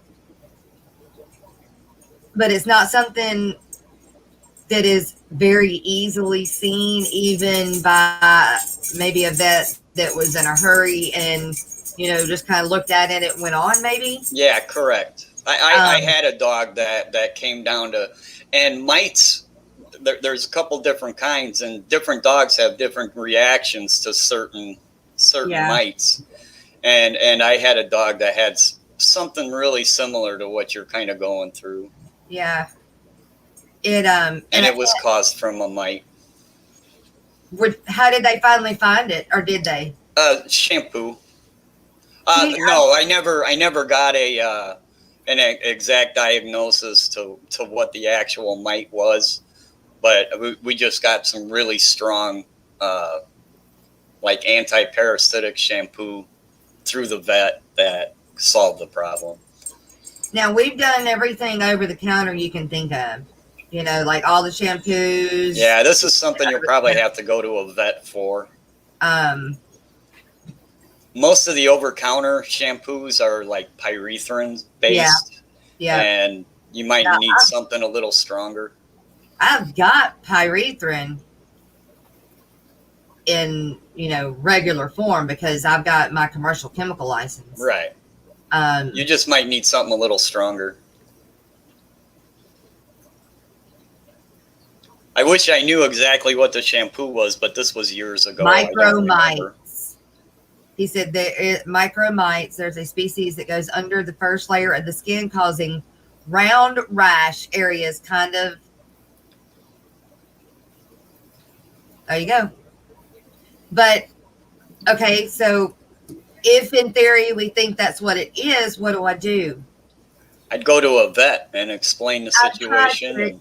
I did. That's what I'm saying. They microscoped it, you know, they scraped the skin and did it over a microscope and didn't see anything. And so they won't give me anything.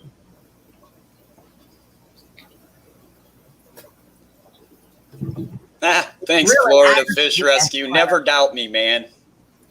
That's funny. Is Kenny in here? Yep, Kenny showed up. Hey, Kenny, how's it going, man?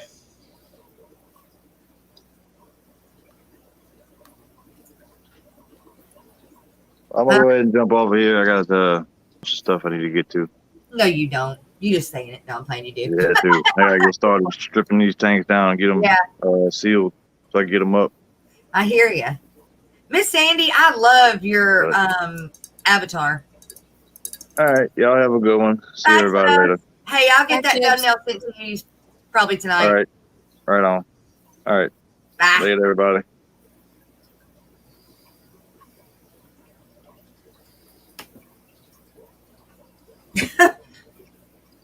I know, baby. I know. Grumpy. I know it makes you grumpy. It's so itchy.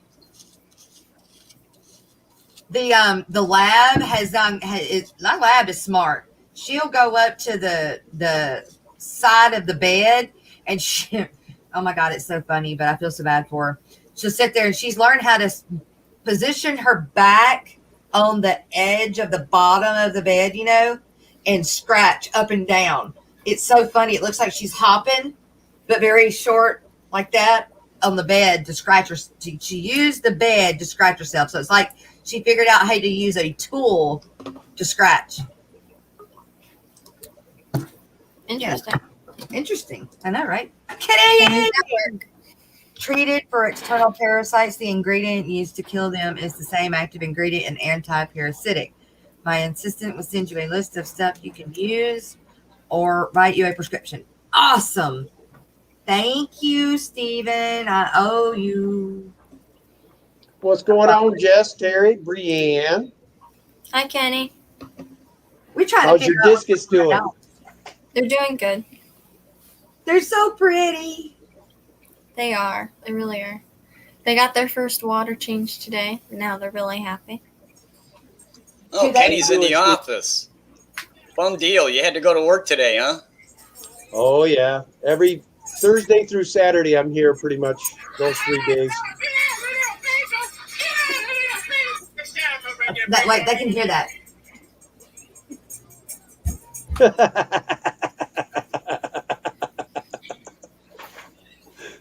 Wow.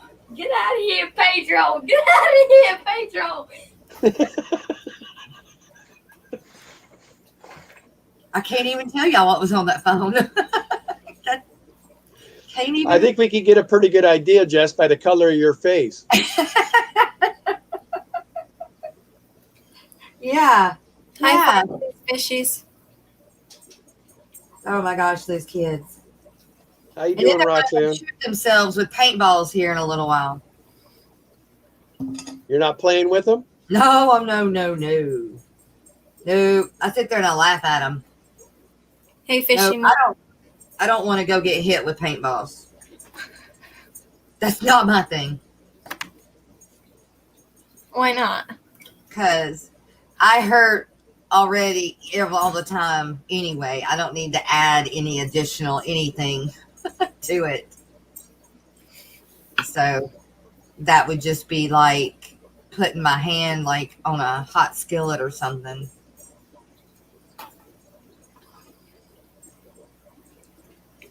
Deborah Sanders, I haven't been put out in timeout in at least 55 years. Buffalo Photo, That's Larry. Larry. Jen's boyfriend. Oh, he changed his name again. Wasn't it? Oh, I don't know. Somebody's man at one point. At one point, that's what it said. I don't know. Oh, Terry, Kenny. I'm getting another. Well, I'm getting a 38 gallon with a stand, and I mean it's like the whole setup, including the fish. And I What don't kind know. of fish? I don't know what all fish is in it. Tank, and that it. I know there's green tetras. I know that. But I don't know what other fish are in it, and I guess I'll just give them away because The green tetras are cool. You'll like them. Yeah, they actually are really cool fish. put those in They with only my. get about this big. They're tiny. Oh, really? Well, I've got them in my nano tank. But I need her to text me I'll get her to text me. Maybe she'll text me back before this ends. Danny's happy because we're getting another 7 of those Altums today. Oh my gosh. So she'll have a total of 15 of those suckers. And what size tank they're in? Right now they're going to be in the 75, but when my buddy gets back from his trip, we're going to build the stand for the 300. They're going to be in the 300. Oh wow. How many tanks do you have, Kenny? Over 70. I'll just keep it at that. I don't know how many exactly because we set up a bunch in the last week or so. Danny finally is going to take my heat and warning. She's had one of her guppy tanks crashed on her. Oh no. Well, the power went out down there. We weren't aware of it, and she had too many fish in that tank. So no air, a lot of fish. Yep. I'm there. What's your smallest tank, Kenny? We've got 5 gallon all the way up to 300 gallon. 300, yeah. Wow. 300 is not set up yet, so that don't count. What were you going to put the sea rays in? I'm not doing the stingrays yet. I was going to put them in that, but it's only 2 feet wide, and I don't think that's fair for the stingrays. Maybe So that I'll put the better. Yeah, I'm going to put them on hold for a bit longer. Aw. I don't want to commit to that Yeah. pond thing in my house either because that's going to put so much more additional water in the air. I just don't want to do it. There's Yeah. no way to cover up a pool pond to make it so Right. that evaporation doesn't happen. You're right. Plus, Well, I would it could rather. be done. It's just how good would it look? You know, because you could get polycarbonate sheets and cover a pond with it, but I've got another buddy of mine that him and I have been talking, and I think what I'm going to do down the road, he's going to come in and we're going to build a plywood, probably a 1,200-gallon plywood thing. yeah. He knows how to build them pretty good, so Like Chris. it's similar to what Chris has got, but this is going to be a little bigger. It's probably going to be around Shorter. 1,000 gallon, and I'm going to make it not as deep. Ooh, Kenny, do you see that? What Steven said?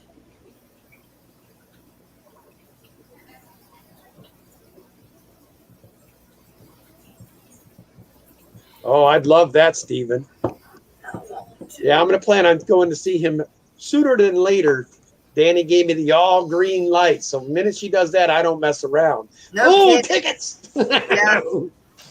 I'll That probably, I just got to check with him and see what dates are best for him and try to, Right. I've been wanting to meet him for a long time.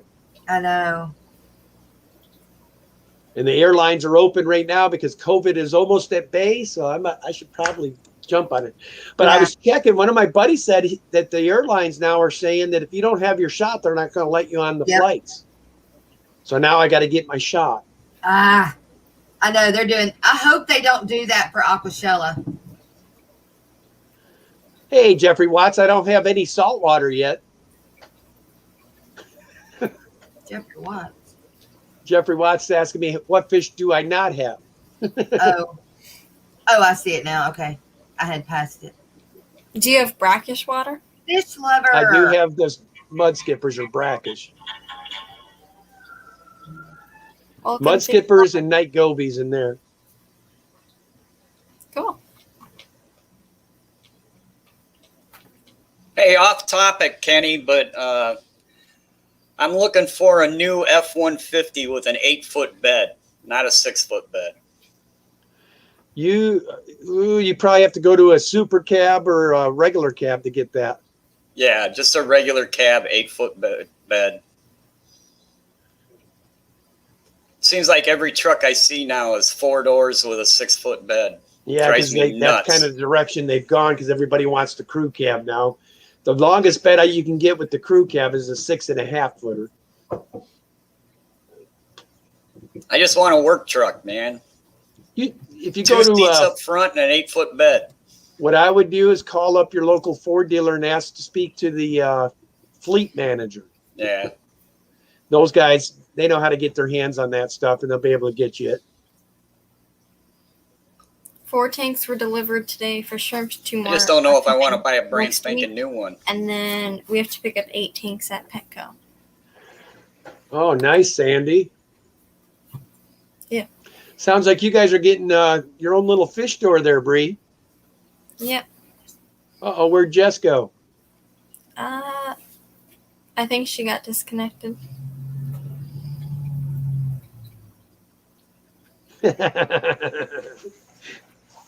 Now, Jeffrey, you should know I'm going to come at you with that kind of an answer.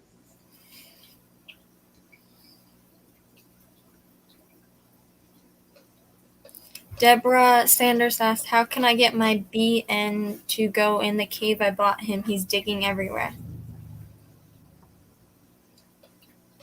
Try different size caves. He may not like that one.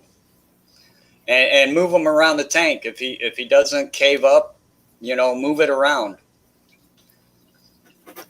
We like to use those landscaper spikes. Just cut in half. They like that.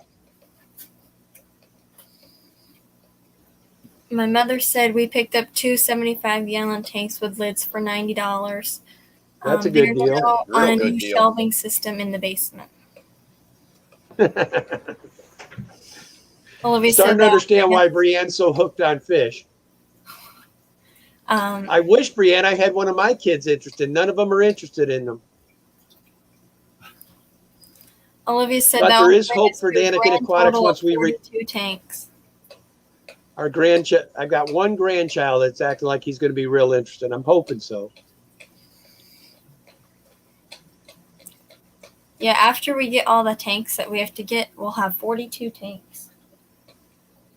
Not all set up right away. Now, Patty, if I do this trip to Stephen, it's just going to be a Stephen only. I'm not going to have time to do the whole East Coast tour yet. I need at least a month to do that.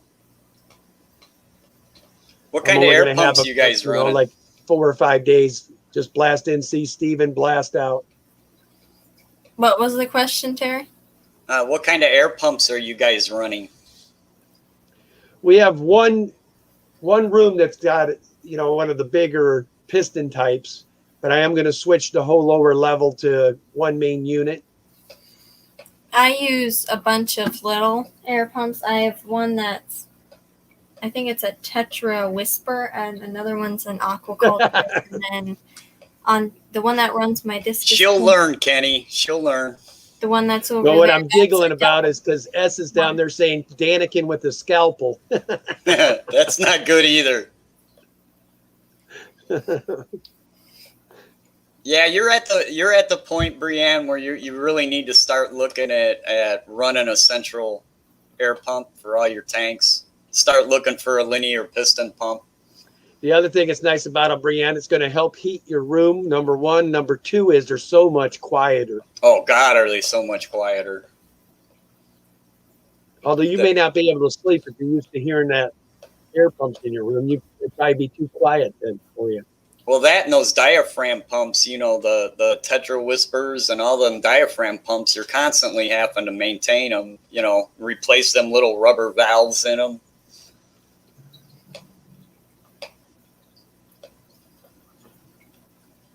Patty said, "Great." I'm probably 6-7 foot away from one air pump that can run this entire fish room, and you can't hear it.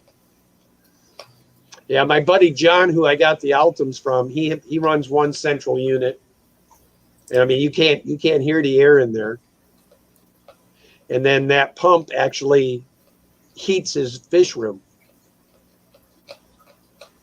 Mine doesn't get that hot. The air that comes out of a piston pump will get warm depending on how much pressure you're running. But the pump itself doesn't get that warm. At least mine doesn't.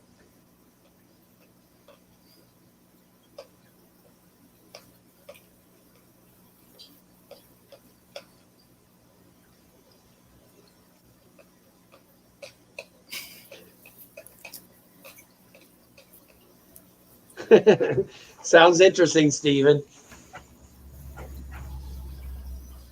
Wow. You should record that when you visit him.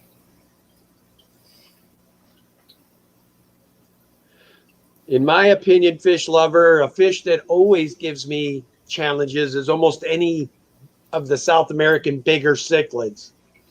1 minute they can all be getting along, and then all of a sudden one of them hits that time in their life and decides to destroy everything in the tank. That's always happening. I have to agree 100%. You're thinking everything's great, everything's fine, and then the next day it's battle royale, and you got a bunch of fish with torn up fins. And well, yeah. I made a mistake last week. I put one of these super rare Victorians in with my grow out tank of fire mouse that I had gotten, and he went Cujo on them in 2 days. I only have 2 of the fire mouse left, so I had to get him out of there. What would be a good filter to run 8-10 gallon tanks with a heater in it? Well, if you're only running 8-10 gallons, I don't think one of the bigger pumps would do you much good. No. You'd be blasting your fish out, or I'd probably just run standard pumps for each of them. You can get who makes that? Is it a Tetra where they have the 4 to 6 outputs on them? We ran those forever, and so did I. Reasonably quiet. You could run all of those tanks on just one of those pumps until they start wearing out, and then they get noisy as all get out, man. Is that an air pump? Little bit of work, I don't think they'd ever get loud because there ain't not a lot of air. Is that an air pump that you were talking about, Kenny? Yeah. What's that? Is it an air pump that you were talking about? Yeah, they're looking for something that you could put a heater in. Oh, that you can put a heater in? Yeah. So it's only one heater running all the tanks. Oh. No. An air pump and a heater? I've heard of filtration with the heaters built in. Yeah, that's what I was saying. But most of the time, that's for larger tanks. I haven't seen one that has a heater built in for the smaller tanks yet. How's it going, Dave? Hey, Kenny. He's Hey, Terry. downstairs. The best way to do that is just to heat the room they're in. You know, if you want to heat multiple tanks and you don't want an individual heater in each tank, then you've got to heat the air around the tank. Yeah, it's in the basement. Ooh. That's where he is right now. He's in the basement. But Yeah, there's basement people down there, That's too. what tough, I do. unless you've This- got it this- heavily insulated. I've noticed in my lower level tanks in the wintertime especially, I mean, I have a 6 to 8 degree swing in temp from summer to winter. And it's because the concrete's sitting on that cold ground. And it, no matter what you do, it's constantly filtering through the whole concrete. So the only way to get around that is, I know a buddy that put like rubberized floor in the fish room and then insulated the fish room. And then at least you're getting your tanks up off of that concrete, because concrete will hold that coldness in it.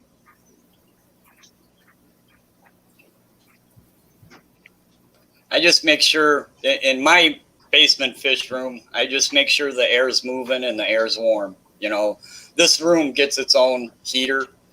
It's, you know, it's not attached to the thermostat for the house, so it stays. Right now, it's 80 degrees in here. Like my discus room downstairs stays warm all the time, but it's because I've got the discus, the mud skippers, and all those guys are at 83 plus degrees. So it tends to keep everything else warm in there. What I run into problems with is I get a temperature swing on these tanks because of the lights. When the lights are on during the day, all the heat from this light is going into this tank, and then all the heat from this light is going into that tank. So they gradually get warmer through the day, and then they kind of equal out at night when the lights are Yeah, on. the top tanks, I'm sure, are running, what, 2 to 3 degrees higher than the rest? Yeah.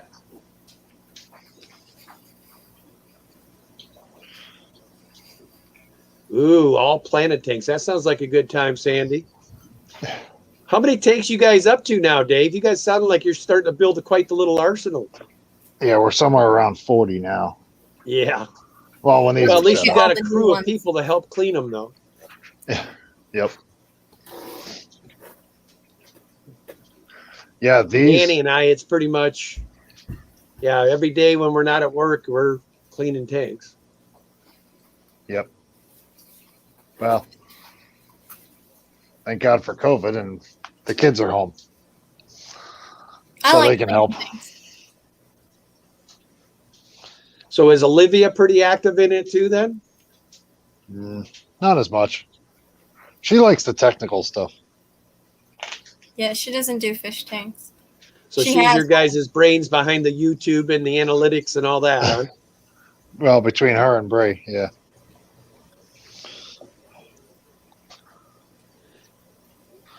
Yeah, that's Danny and I. It took us a while because, well, she's kind of the internet guru of us too. I mean, she works for Intel, so she has a little bit of knowledge. And what she doesn't know, she has enough network of buddies that can tell us how to get through things.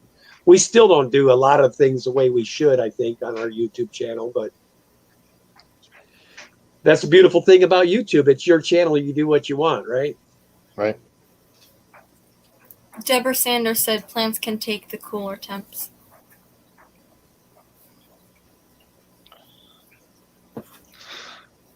Well, they have a canister filter with a heater built into it. And that was my Yeah, as a thought. matter of fact, Redfish Bluefish is carrying those now, and I forget the name that he said because he was telling me about them. He's going to be carrying them, but I think they're made for like 55 gallons is the smallest. I might be mistaken, but if you Well, guys this check out would be- Redfish Bluefish, I'm sure he's got some of these new heaters that he's bringing in. Right. This And they would are built essentially right be into the 80-gallon tank, because it's What going to be size? 8. It's going to be 8-10 gallons, but they're going to have water bridges. Oh, Oh, are you To doing flow from one- YouTubes? Yep. From tank to to go tank from to tank to tank? the inlet on one side and the outlet on the other, so it'll You just got to circulate be through. careful with, you know, you're looking at trying to get a bigger, you know, canister filter. So you're going to wind up blowing out, you know, that little 10-gallon tank as it's going through. It's tough to do. A lot of people have tried it. I've seen. I've actually watched a lot of videos and did a couple of some research on it. I haven't gone crazy about it yet, but that's the plan so far. Do you have the option of putting a sump down there where you could get a DC driven pump that you can adjust, so you can dial that pump down so you're not moving water so quickly? And then you can do a sump and put your heater and any other kind of filtration. Sumps are really, really nice because you can do so much with them. Right. And instead of buying a store-bought canister filter. Yeah, I don't know. There's plenty of room. It's a whole basement.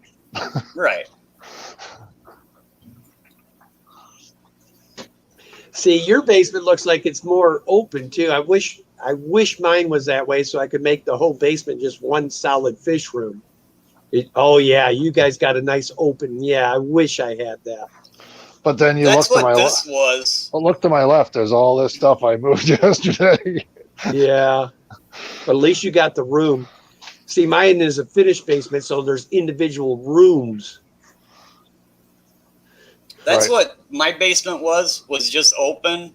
And this wall behind me is actually where the center beam goes across. That's my center beam for all my floor joists.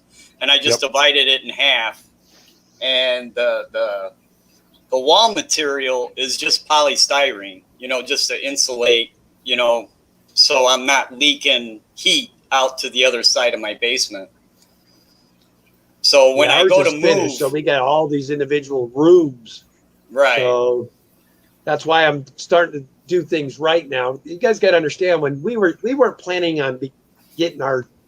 It just kind of happened that we got this many tanks. It wasn't like we set out, we're going to do X amount of tanks. It's just we'd get more fish, and I'd say, oh, we got to set up another tank. But we didn't do it organizational wise. We just kind of added, and, hey, there's a spot, let's put one there. And now we're going to start going back and doing things properly and having somewhat of an organization to it.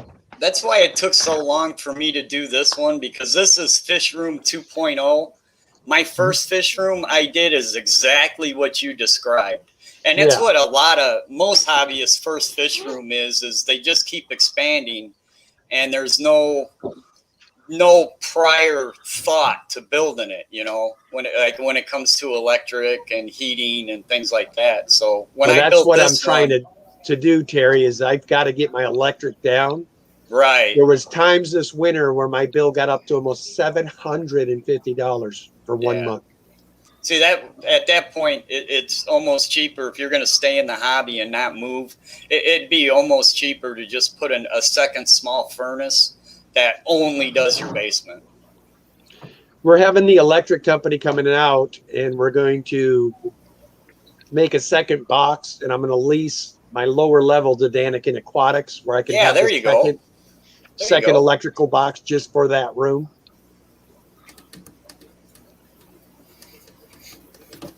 I didn't put in a separate panel, but this fish room is on two 20-amp circuits. So between those two circuits, that's the whole fish room.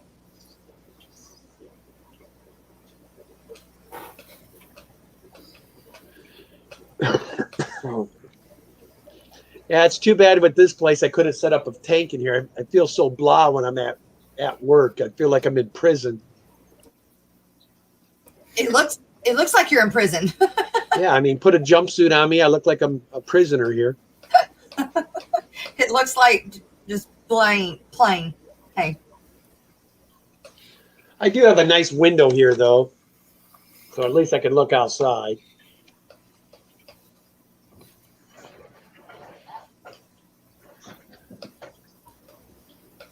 How's But car all I look out sales the been window at during is this barbed wire. pandemic?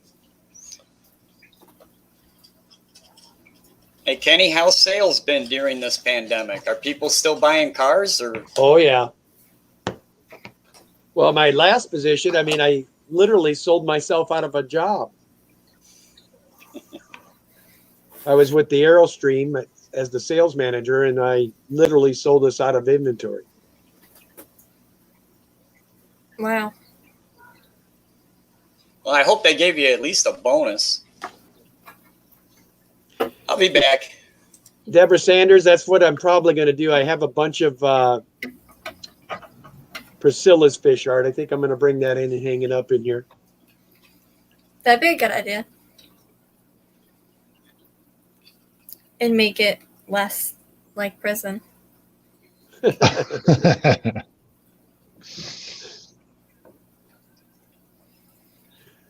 So what other fish are you hoping to get this year, Brianne?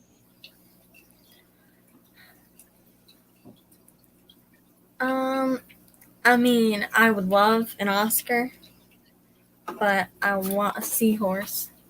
Jack Dempsey. Probably. Okay, electric blue Jack Dempsey is what he wants. But I want Those electric blues are cool. What's nice about those, because they've been bred so to the point where they're not as aggressive as a normal Jack Dempsey either. So while they were getting the colorations out of them, they also toned down the temperament of them. You still don't want to keep smaller fish with them, but yeah, I want to try putting seahorses in my saltwater tank.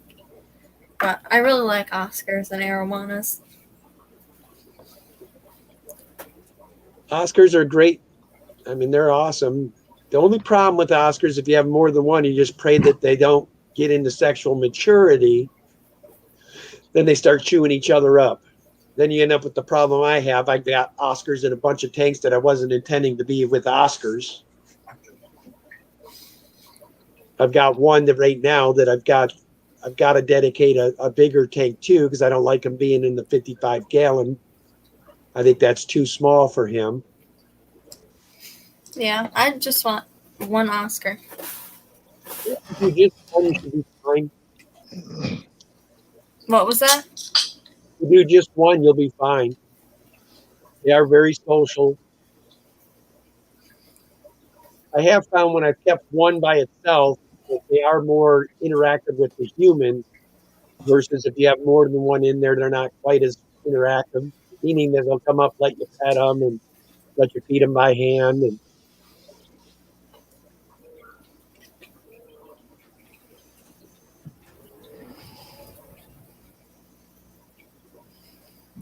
Fish Lover said, when was the first time you found babies in your fish tank, and what was your reaction? oh man, that was so many years ago. I can't even remember what it would have been. But We're old. I mean, anytime you find babies, you get excited. I mean, that's always the first reaction. And the second thing is panic. Where am I going to put them? Mom was like, "Oh my God, I've got babies! I've got babies! Joe, look, I've got babies! And it was guppy babies, you know. It's just... Yeah, the first time I ever had babies in my fish room was a guppy. And it was at night, and so I stayed up most of the night trying to catch all those boogers. It was fun. I think my first fish that I bred was a pair of Jack Dempsey's. And I specifically remember it because it was a wrought iron 55-gallon double stand. And they were in the top tank.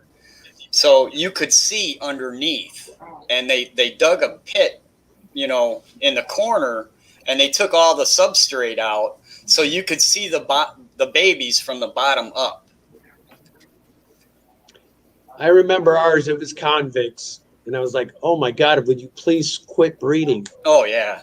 It's Kenny, I had to pull my males out of the tank, my crabenzas.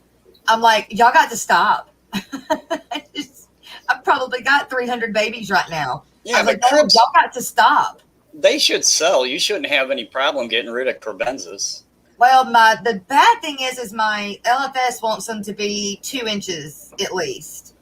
And I've got to grow them out to that size. So Yeah. that's the problem. What I would do, Jess, you guys don't get that cold, right? No. Or either that or see if he would let you put a tub in that one little room you got with the space heater in there. Yeah. And I would take one of your bigger tubs and grow them out in that. Yeah. Yeah, because right now I've probably got 150 in one of those. Yeah, you're gonna want to do something, or you're gonna 17 gallons, and they're just Yeah, not that ain't growing. gonna. Well, No, they're just yeah, they're growing. not going to. You got to spread them out. Yeah. When you're growing out baby fish, water quality and room Yeah. makes a big difference. I mean, I'm constantly changing the water because I know that, and I have to feed so much because there's so many in there. But it's like, like I said, it's like 150 of them suckers in a 17-gallon tote in here on the floor. You need to I get don't know them if you guys spread saw out. that video I did probably about 2 weeks ago, 3 weeks ago, on that Jesse Jacobson's fish room. Yes. Go back and watch that one because he got those 100-gallon totes that like Corey has, and I didn't realize how they're somewhat reasonable way to build if you want grow out tanks. Yeah, if you And I don't, like the way he had them laid out. It was pretty cool. they're not as bad if you don't have to ship them to you. If you got to ship them, they're Well, that's the advantage to him and I. We live Yeah. where these people are at, so we can go right to their front door and pick them up. right. But I'm thinking of dedicating a room to those for grow out purposes only, just to have them there. Or if I have a cichlid that's not being nice, I can throw them in one of those to cool out for a bit. I didn't know that peacock gudgeons were mean. They can be. I mean, mine aren't. Are they sexual mature yet? Yeah, that's where I was going with. Yeah. The minute they hit their maturity, they turn Cujo, man. Yeah, the exact same thing happened to me. I had quite a few of them in a 75-gallon, and the males kind of went. They had a little battle royale going there for a while. What's going on, Petroman? Hey, Petroman, welcome back. I Hey, wound up Petroman, I'm doing my workout too. I ended up adding with the peacock gudgeons 1-inch PVC pipes about 6 inches long or so, and kind of halfway burying them in the gravel. And then the males each spread out, and each one would pick a tube, and that kind of helped out a little bit. The thing that blew me and Danny's mind. Now I don't know if you remember, Jess. I had those beautiful Apistogramma agazis, those beautiful. And anyway, those peacock gudgeons killed every one of my apistos. Wow. Which I didn't think they could do that, but they did. That would This suck. lover said, what tank has your favorite aquascape in it? Mine would be Danny's, either the 240 discus tank or the original tank, the 75 heavily planted that she has all of her tetras in. I think's really pretty too. It's nothing I've got. Most of my tanks are cichlids, so I don't have a lot of the beautiful plants, and I do a lot of beautiful rock structures and stuff like that. But I do tend to visually, I like plants in there. The tank with my favorite aquascape wouldn't be my tank. It would either be my father's cichlid tank or my mother's pea puffer tank. I don't know. Marie, I'm not lift happy those with weights. any of my landscapes right now. A lot of these tanks were just recently set up, and I'm just kind of growing out plants. And I need more substrate. Eventually, I'll have these actually aquascaped, but right now they're just haphazard. I can't wait to see Danny's going to scape our 300, and from what she's describing, I think it's going to be phenomenal. I cannot wait to see what she does with it.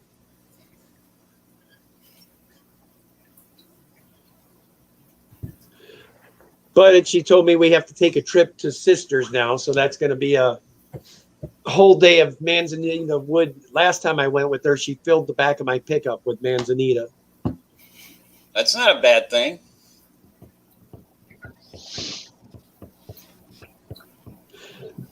She's very picky on the pieces, though. You got to understand, to fill the back of the truck is going to be 7 hours at least, because she is very picky. Wow.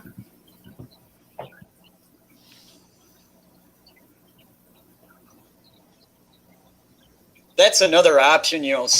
Steve was saying that he's got a whole bunch of peacock gudgeons in a pond.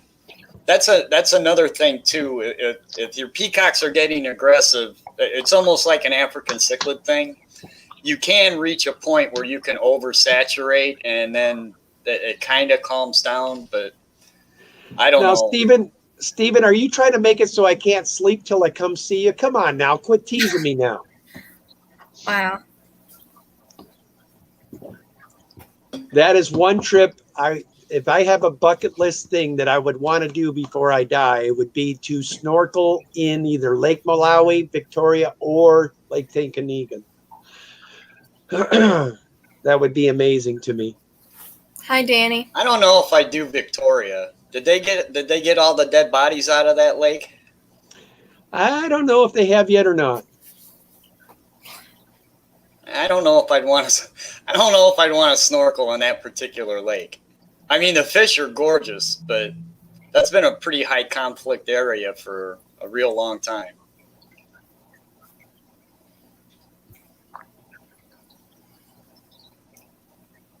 Jeffrey said, my peacocks are fine in my community tank. They even breed. The ones I've separated are the purple spotted gudgeons, not the peacocks. They get about 5 to 6 inches and have mouths like gulper catfish.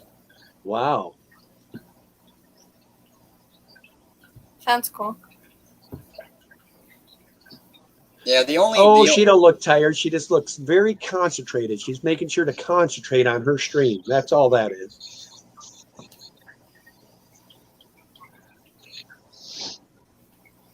Dave's giving us kind of the little tease behind his shoulder there.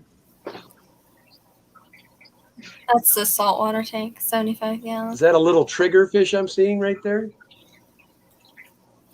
No, what is that? Cardinals, a damsel. Yep. Damsel, Banggai cardinals, pajama cardinals, dotty back, some there's the dotty back. That's a nice clown. Hold on, let me see if I can get my camera to turn around. No, you can't. No? Probably. I have your sister. I don't know if you can change it while you're on the stream. You might have to leave and then come back. No, there's a way. You have to go down and if you look at the bottom of your camera there where it shows mute, stop cam /mic, you just hit the cam /mic, and then it will let you choose. You want the facing back. Welcome, Alan Matthews. Hey, fish lover, we covered that topic yesterday on Kevin's stream. I want to turn my camera around. So what's the fish that everyone likes but you don't? For me, it's puffers. I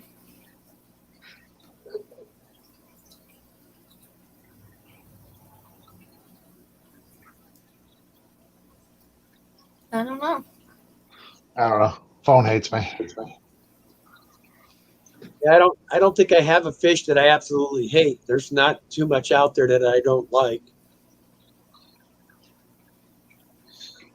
Yeah, I don't hate them. I just don't get their popularity. That's one of those fish that they look really cool in your tank, just as long as I don't have to put them in my tank.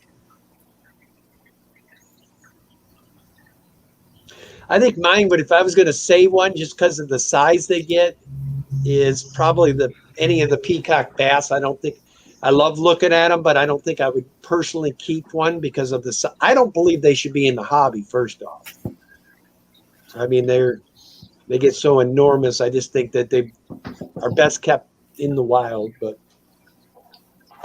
Not to mention feeding them. Man, do they eat a lot. That'd probably go hand in hand with the Arapimas or another one I don't think belong in the hobby.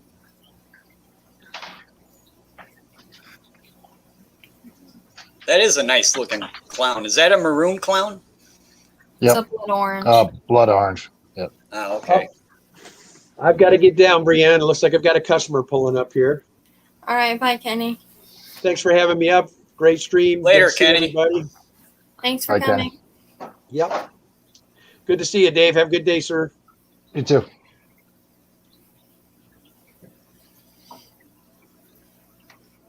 Jeffrey Watts said peacock bass are food.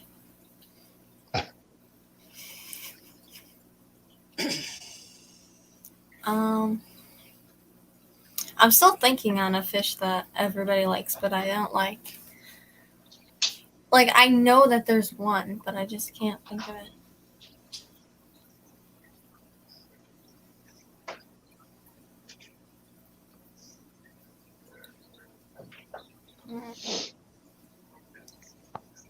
I really don't know. I mean, I like most fish.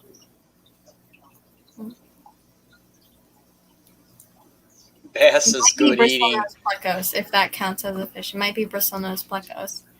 The ones that have the really bristle nose. Those ones are kind of creepy. But I don't know if necessarily everybody likes them. The what? Bristlenose? Yeah. I wasn't listening. No. Yeah, I don't get The why really they're so bristly ones. popular either. That's super popular pleco, but if I was gonna go with some plecos, I'd pick a different one besides a bushy nose. Yeah. But everybody breeds them and they sell incredibly fast. I know some angelfish breeders that they're making more money on bristlenose plecos than they are on their angelfish. We have 3 of them and the other 75, but we've only seen them twice. Are you sure that they're still in there? Dave, back when I went down the pleco rabbit hole, when I first got my 6 foot 125, I was so excited to have a 6 foot long tank, and I put a bunch of driftwood in it, and I filled it up with like 10 different fancy plecos, the rare plecos. I had a lot of money in fish wrapped up in this tank, and people would come over. And, they'd look at all my other tanks, and then they get to that 1 6 foot long tank, and they go, how come you don't have any fish in here? And I'm like, they're in there. If you look real close, you could see a tail of one, They only came out, when the lights were off. So that's when I decided coming up with a show tank with just nothing but plecos in it was a bad idea. Hey, Bold Mama from Swampy Acres. Yeah, these are babies. They're only 1.5 inches, 2 inches. Like that big. Yeah. And they're probably scared. They're in with a bunch of cichlids. So Yeah, they're probably past the point of food. I haven't seen them in a while. your mother saw them the other day. You can see them right in the morning, first thing.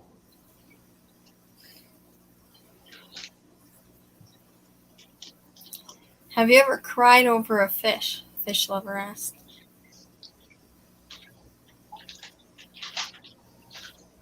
No. Uh-oh.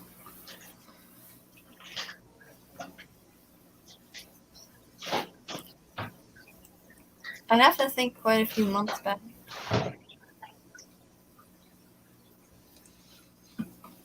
Steven said, I've been to Florida and have went on the hunting parties they have every year and try to kill as many plecos as they can. They're very invasive to Florida. I know Aquarium Co-op went and got some wild plecos from somewhere. They went on a trip. He went to Peru. Yeah, I wasn't sure where they went. Hello, Christopher Scott. Thanks for coming by.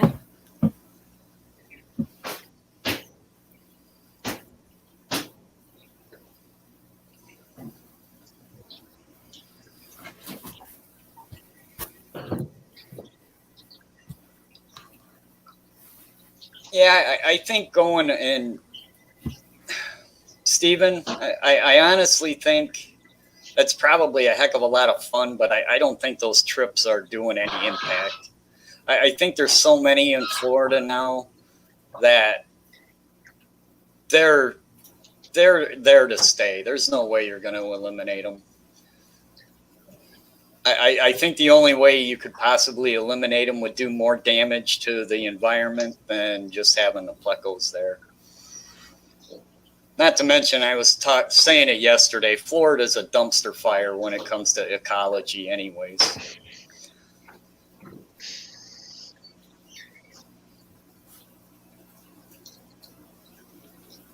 Thanks for coming, fish lover.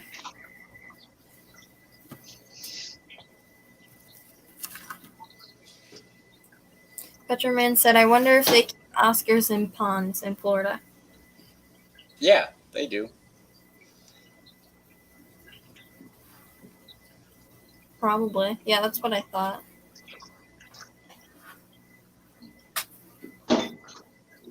As said, I mean, it's pretty much done for down in Florida. Christopher Scott said, Florida is out of control. They are now catching arapaima out of canals. Wow. Arapaimas are cool. They get pretty big. I've seen some people on YouTube who have them.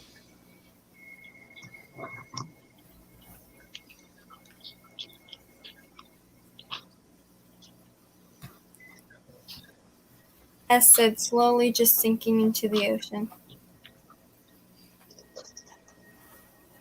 Stephen the biologist said Florida would be much worse if it wasn't for the tremes and all they have done. We could kill dozens of species and it still wouldn't do as much damage as the plecos. Wow, there must be a lot of plecos in Florida. That's where, for the common pleco, any common pleco that you buy in your pet shops in North America are coming from the Florida wild plecos.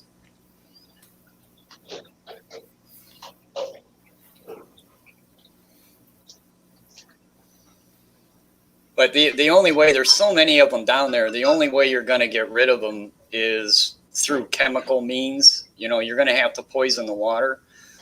And then you're just going to wind up, you know, killing more species. And that's what I was kind of getting at, doing more harm to the environment than it'd be worth as far as getting rid of the plecos. I think eventually a predator of some kind will take over and start eating them, but probably. The only two kind of plecos we have is a chocolate bristlenose pleco and a common pleco.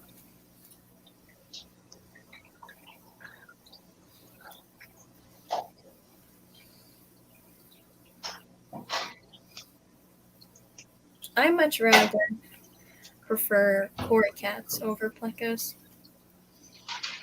I like Pandagar. My two choices for algae eaters in normal size tanks with, you know, community type fish is the Pandagara and the Autocinquus. Petroman said, Dave, do you build your own stands? Yeah, this I was kind of lazy with, and I went with blocks and 2x material. Cinder blocks. Normally the stands are like already built, like that stand, the discus tank back there, that one came from That came with the came with the tank. Yeah, it came with the tank. The rack right there came from Home Depot, so it replaced the stands, which none of those tanks came with stands, except for the 20-gallon on the bottom. So what I used to do is like use furniture I already had, like this desk. I have my 1.5 gallon on, and then a sturdy stand that we had, I have my saltwater tank on. And I think the only tank the only stand that was built by him was the new stand for the 75 gallon, the 275s, and the 10 gallons. Yeah, the 75 saltwater that came with a stand. Yeah. So you didn't have to build one. The 30 gallon or 26 gallon that came with a stand. The 65 that stand was bought. Yeah. Then all the tanks in the kitchen that came with one of those racks. Well, they didn't come with it, but they're on one of those racks, a 5-tier one. Right. And the 10-gallon shrimp tank is on the china cabinet. And then the cichlid tank, technically you modified the stand. And the stand was meant for a 40-gallon. Right. But like twice the size of a 40-gallon. So technically you modified it. But yeah, the only stand that was built from scrap is the new one for the 275s and the 8-10 gallons. Petroman said, I don't keep plecos. They get too big and add to the bioload in my tank. Well, there's so many different plecos. I mean, you're talking one of the largest fish families there are. You know, there's a ton of different armored suckermouth catfish, and the size ranges vary. So, yeah. Bold Mama said, I just like that the box stores carry so many common pleco. People think, oh, look how cute, and little, not realizing how big they get. Yeah. And then we need places like Florida Fish Rescue because people want to get rid of them, or hopefully they call them. Well, places like them. There's so many shops that push it onto people. You know, oh, you got this new tank. Well, you got to have a pleco. You know, and yeah, it's unfortunate for sure. Yeah. But it wouldn't bother me if they took the common pleco out of the hobby. You know, kind of like Daniken was talking about with the, arapaima. You know, a lot of your monster fish. It wouldn't bother me at all if the common pleco went away and we didn't have it in the hobby. Yeah. My father's 26-gallon saltwater used to be a freshwater tank. It was a used freshwater tank. And there was a koi. This is a 26-gallon bowfront. And there was a koi in there. There was a common pleco. There was 2 emerald koi cats, and 5 to 6 glowfish in there. And then when we bought it, like, the koi was this big, in this big a tank. And when we bought it, like, there was a little bit of gravel, but it was mainly fish food flakes. That was the gravel. It was nasty. And the water was so dirty. It was horrible. But all the fish, we still have all those fish that we saved from there, except for the koi, because we didn't have a koi pond. Well, that was an accident on my part in the beginning. Or my stupidity, I should say. For what? The koi. We were going to take it to Benson's and turn it in because they had places or people to take it. We didn't have that at that time. So we ended up putting it in a bucket, and probably shouldn't have done it that way. And it didn't make it. I tried to tell our mother to put him, just keep him in the 26-gallon and put a filter on there for a night.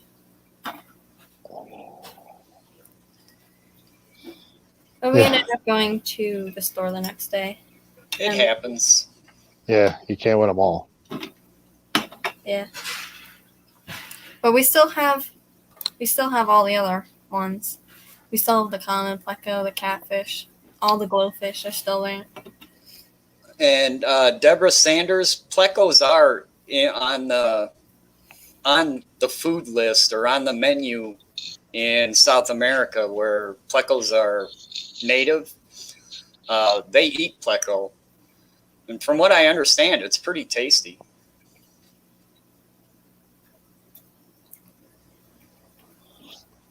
I'm not a fish person. I'm like meat and potatoes. Yeah, I don't eat a lot of fish either. And I'm more of a steak and potatoes kind of guy. Yeah.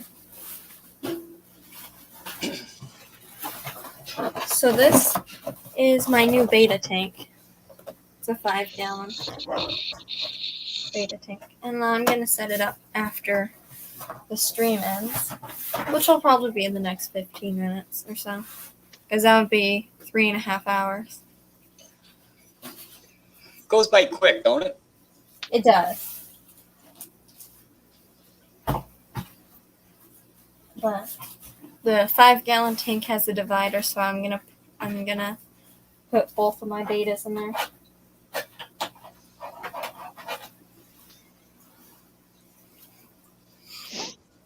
Yeah, I liked the chocolate bristlenose. That's why we got them. Yeah, those are cool. Steven said, what makes it special and difficult that any other invasive species is they are more armor plated. Oh, they are armor plated. There are many, many, many species of armored catfish. Yeah, he's making two different comments there because we're talking about the pleco as an invasive in Florida, and then I think he was also referring to that last comment about plecos and how many different types of plecos there are. Yeah. And when it comes to the plecos in Florida, I don't know what the answer actually is. I think they've established themselves in so many places in the state that I don't think you're ever going to get rid of them. Yeah.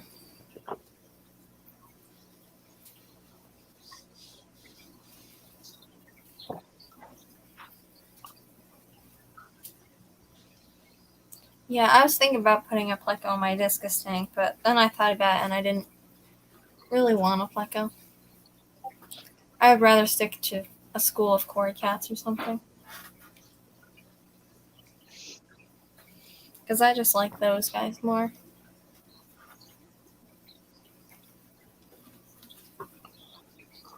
That's a fish. I keep a lot of catfish, but not too many cories, and I don't know why. Yeah.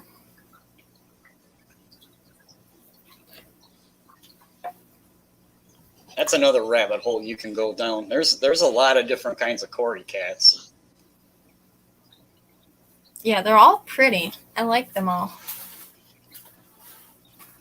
I mean, the pygmies, the peppered, all of them.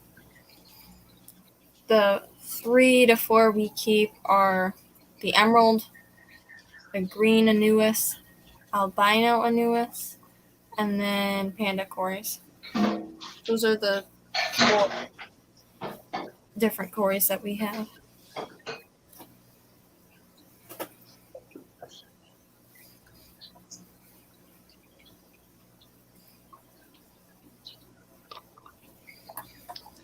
Yeah, Stephen, I honestly think the only way you could probably keep the numbers under control is to find a commercial viable, an actual viable commercial interest in it, kind of what they're exploring with the Asian carp problem that we're having in the Midwest. That's the only way you're going to control their numbers, is to make it commercially viable for people to go out and catch mass quantities of them. But again, you're not going to get rid of them all. All you're going to try to do is help control the population. Welcome back, Jess. Thank you. It's internet. I missed the last time. I'm gonna try and come up today. It's in and out. Steven says the exact same thing right afterwards. So we're on the same track on what we're thinking.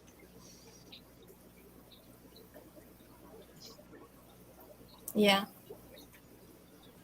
You would like these little pygmy cories. The little pygmy cories I've got. They're cute. These long fin panda cories are really pretty too. Yeah, there's so many different types. I don't like the big ones. But I like a bristlenose pleco, so yeah, that's why there's so many. Petroman said my Corys breed every once in a while. If I don't get the eggs out right away, they eat them. I keep looking for them since they colored up like they did, but I don't see them. Do you have an RO unit, Jess? No, not yet. A lot of times for a lot of the Corys to breed, if you give them an influx of cooler, softer water, Yeah. a lot of times they'll get them to trigger.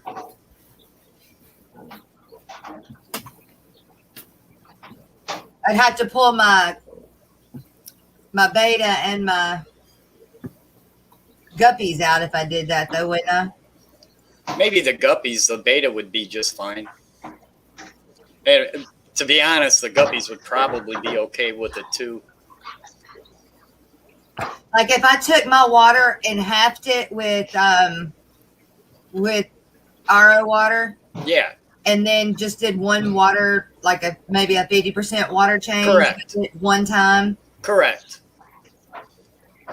And that influx of that cooler, softer water, a lot of times will trigger them because that's like a rain event in the wild, and that'll trigger your fish to breed. Oh my gosh. I just thought about that. Like over across the way where there's water that like it only rains like in the rainy season and then it doesn't rain anymore and everything Correct. dries up. Yeah. Well, when everything starts drying up, as the puddles get smaller and smaller, don't the ammonia level go up because the amount of fish is still there, right? Well, yes and no. It depends on the puddle. You know, there's all kinds of plants and things like that help mitigate. There's other mitigating factors in the wild. You know, that's when you start getting into the father fish thing where, you know, these puddles have mud layers with anaerobics that can actually consume, you know, things like ammonia and nitrogen and things like that. Uh-huh. But you necessarily don't have that in a fish tank. Right. Huh. I don't know. Just think about different things. Huh. But I thought you were going a little different with that. But that's exactly what happens, and that's what we're talking about is, you know, they have that dry season, okay, and the water gradually gets harder, and there is more organics in it. And then rainy season comes and they get that influx of all that fresh water, and that's boom, that's when everything breeds. Huh. So that's why, you know, adding that influx of softer, cooler water will get a lot of your South American species to trigger to spawn. What about the Neocaridina shrimp? Would it hurt them? Probably not. Although, yeah, I'm not gonna make that. Shrimp are picky. Shrimp don't like change. So yeah, shrimp probably not a good idea. I think I may end up putting my longfin pandacories in one of these two bigger tanks I'm getting, just to give them more room. Right now, they're in a pretty small tank. Petroman said betas come from soft water. Guppies would fall apart. They like harder water. I keep my guppies at GH 350 parts per million, KH 200 parts per million, and they breed like crazy. Oh my gosh, my TDSs are 400 plus. Like more like 470 something. Yeah, 400s isn't all that high for TDS. Anyway, what I wanted to say to Petroman is long term, I wouldn't keep guppies in soft water. But if you were just doing a quick influx of 50-50 RO water, with a 50% water change, and then that tank is eventually just going to gradually go back up. Right. I think most of your guppies would be okay. Yeah. I'm not suggesting that you keep guppies in soft water long term, but just a quick influx of new water, I don't think they're just going to fall apart instantly. And in my tanks, it might even be a good thing because, like, when I feed my brine shrimp, I don't rinse them. I just what little bit of salt that's in the I don't rinse mine either. And so over time, I know that salt can make hard water harder. So it probably wouldn't hurt my tanks at all. It might even help.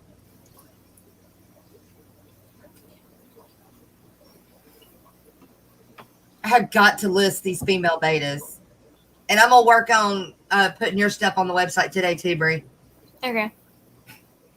What kind of female betas do you have?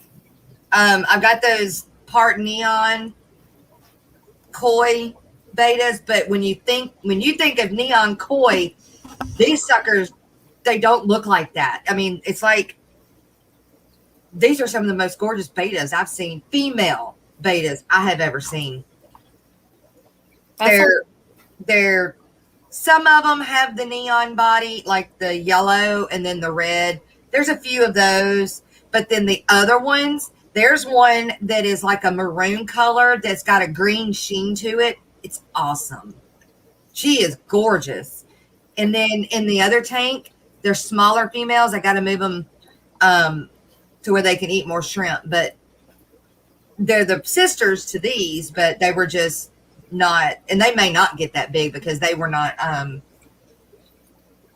fed like I feed mine. Greg brought them to me. But they are the prettiest colors I've seen in female betas ever.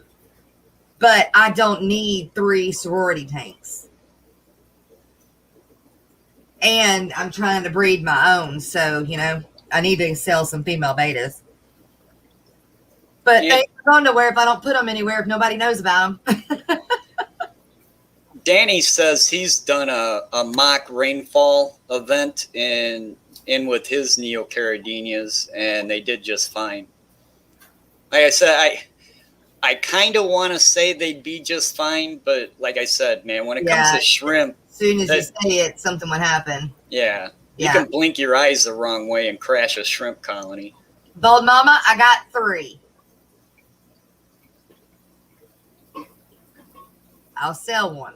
A whole beta sorority. They're sisters, so they get along great.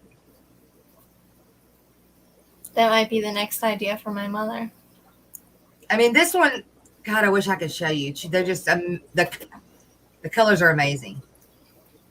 And they change under a different light. They're a different color. Like the way I'm looking at this female right now, she's like a deep, deep, deep purple color with blue fins.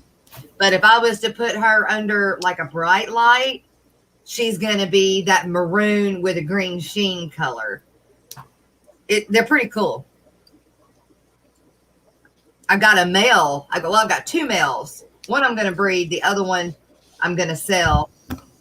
And he's pretty. I got 2 of them. So I got 3 total, but one I'm keeping.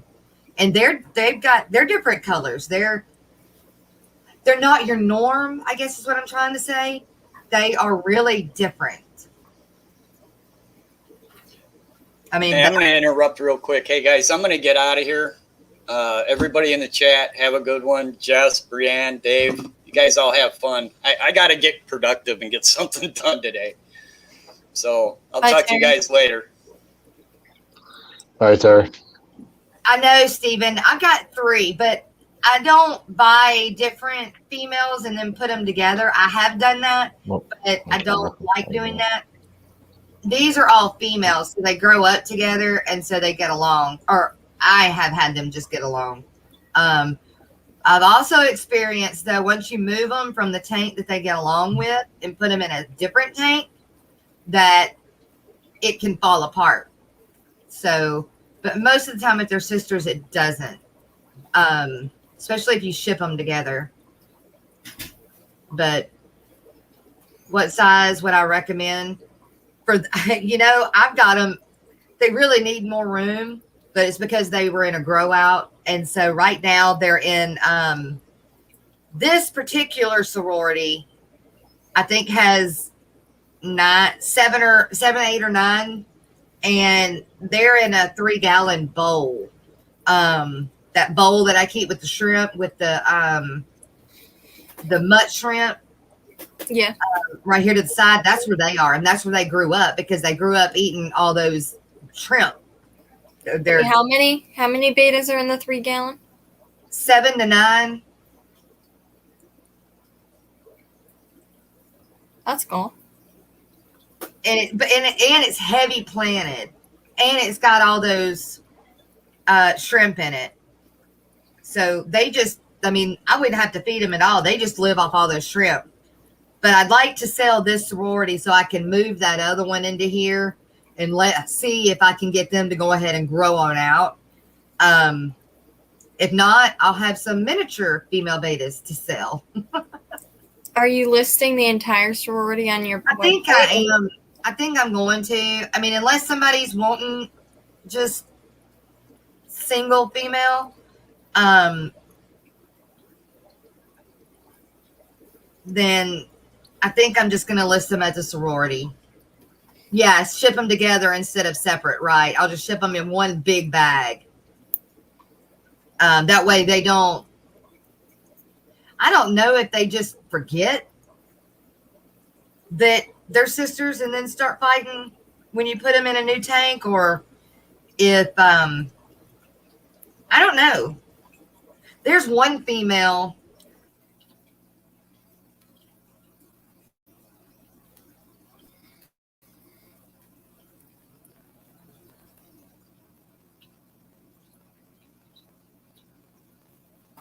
I think just froze up.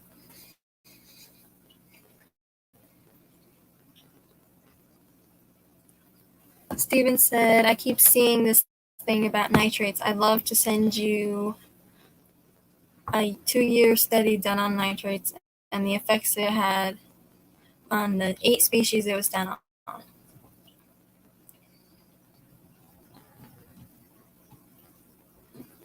Petraman said, my wild female is 7 inches and she just turned 2. The other thing, when they started to breed, it may take several times before they get it right. Mine took 5 times before they got it right. Interesting. And Petraman, you said you kept a male beta with your discus. They can stand the high temperatures.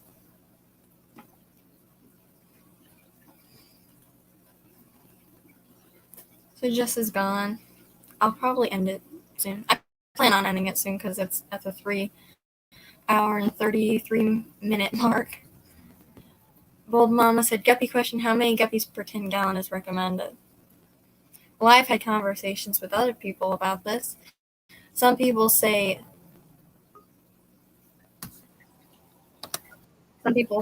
keep like 6 because they get 1.5 inches. Some people grow out like 10. And I know Jess had her entire Moscow butterfly line in a 10 gallon. So that's around 40. And some people say you can keep up to 100 in a heavily planted 10 gallon. Yeah, Jess, we'll probably end it soon. But let me know when you get the betas up on the website. And let me know when you add me to your YouTube channel so I can do the couple live streams and videos. Petraman said, yes, betas like the high temperatures. Yeah, I've heard they can stand a range of temperatures from cold water to warm water. That's interesting. Patty said, doesn't that speed up the beta's life cycle, the higher temps? I don't know. I've heard that it speeds up their metabolism and then they don't live as long because they have higher metabolism. But I could be wrong. So maybe somebody in chat will answer that question. And then we'll end it off. Alan Matthews said, Stephen, I'd be really interested in reading about that nitrate study. Can it be found online anywhere? Yeah, I would love to read about the nitrate study too. That'd be interesting to read about.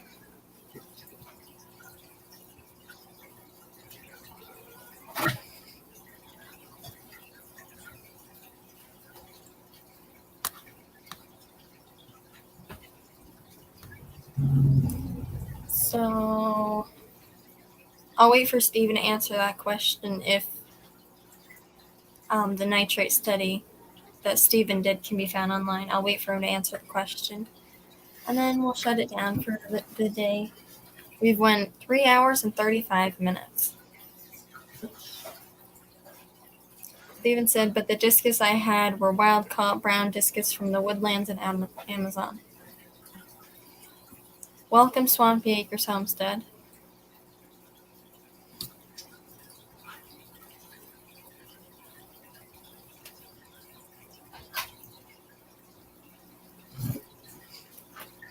So we'll probably shut it down here. We went for a while, and time flies when you're having fun, but thank you all for coming. Hey, Bree, will you be available for a bit tonight at 8? If so, come on over and hang out. Maybe. I'll see if I can. So I'll try. And I'll try to come on if I can. But thank you all for coming, and I'll see you next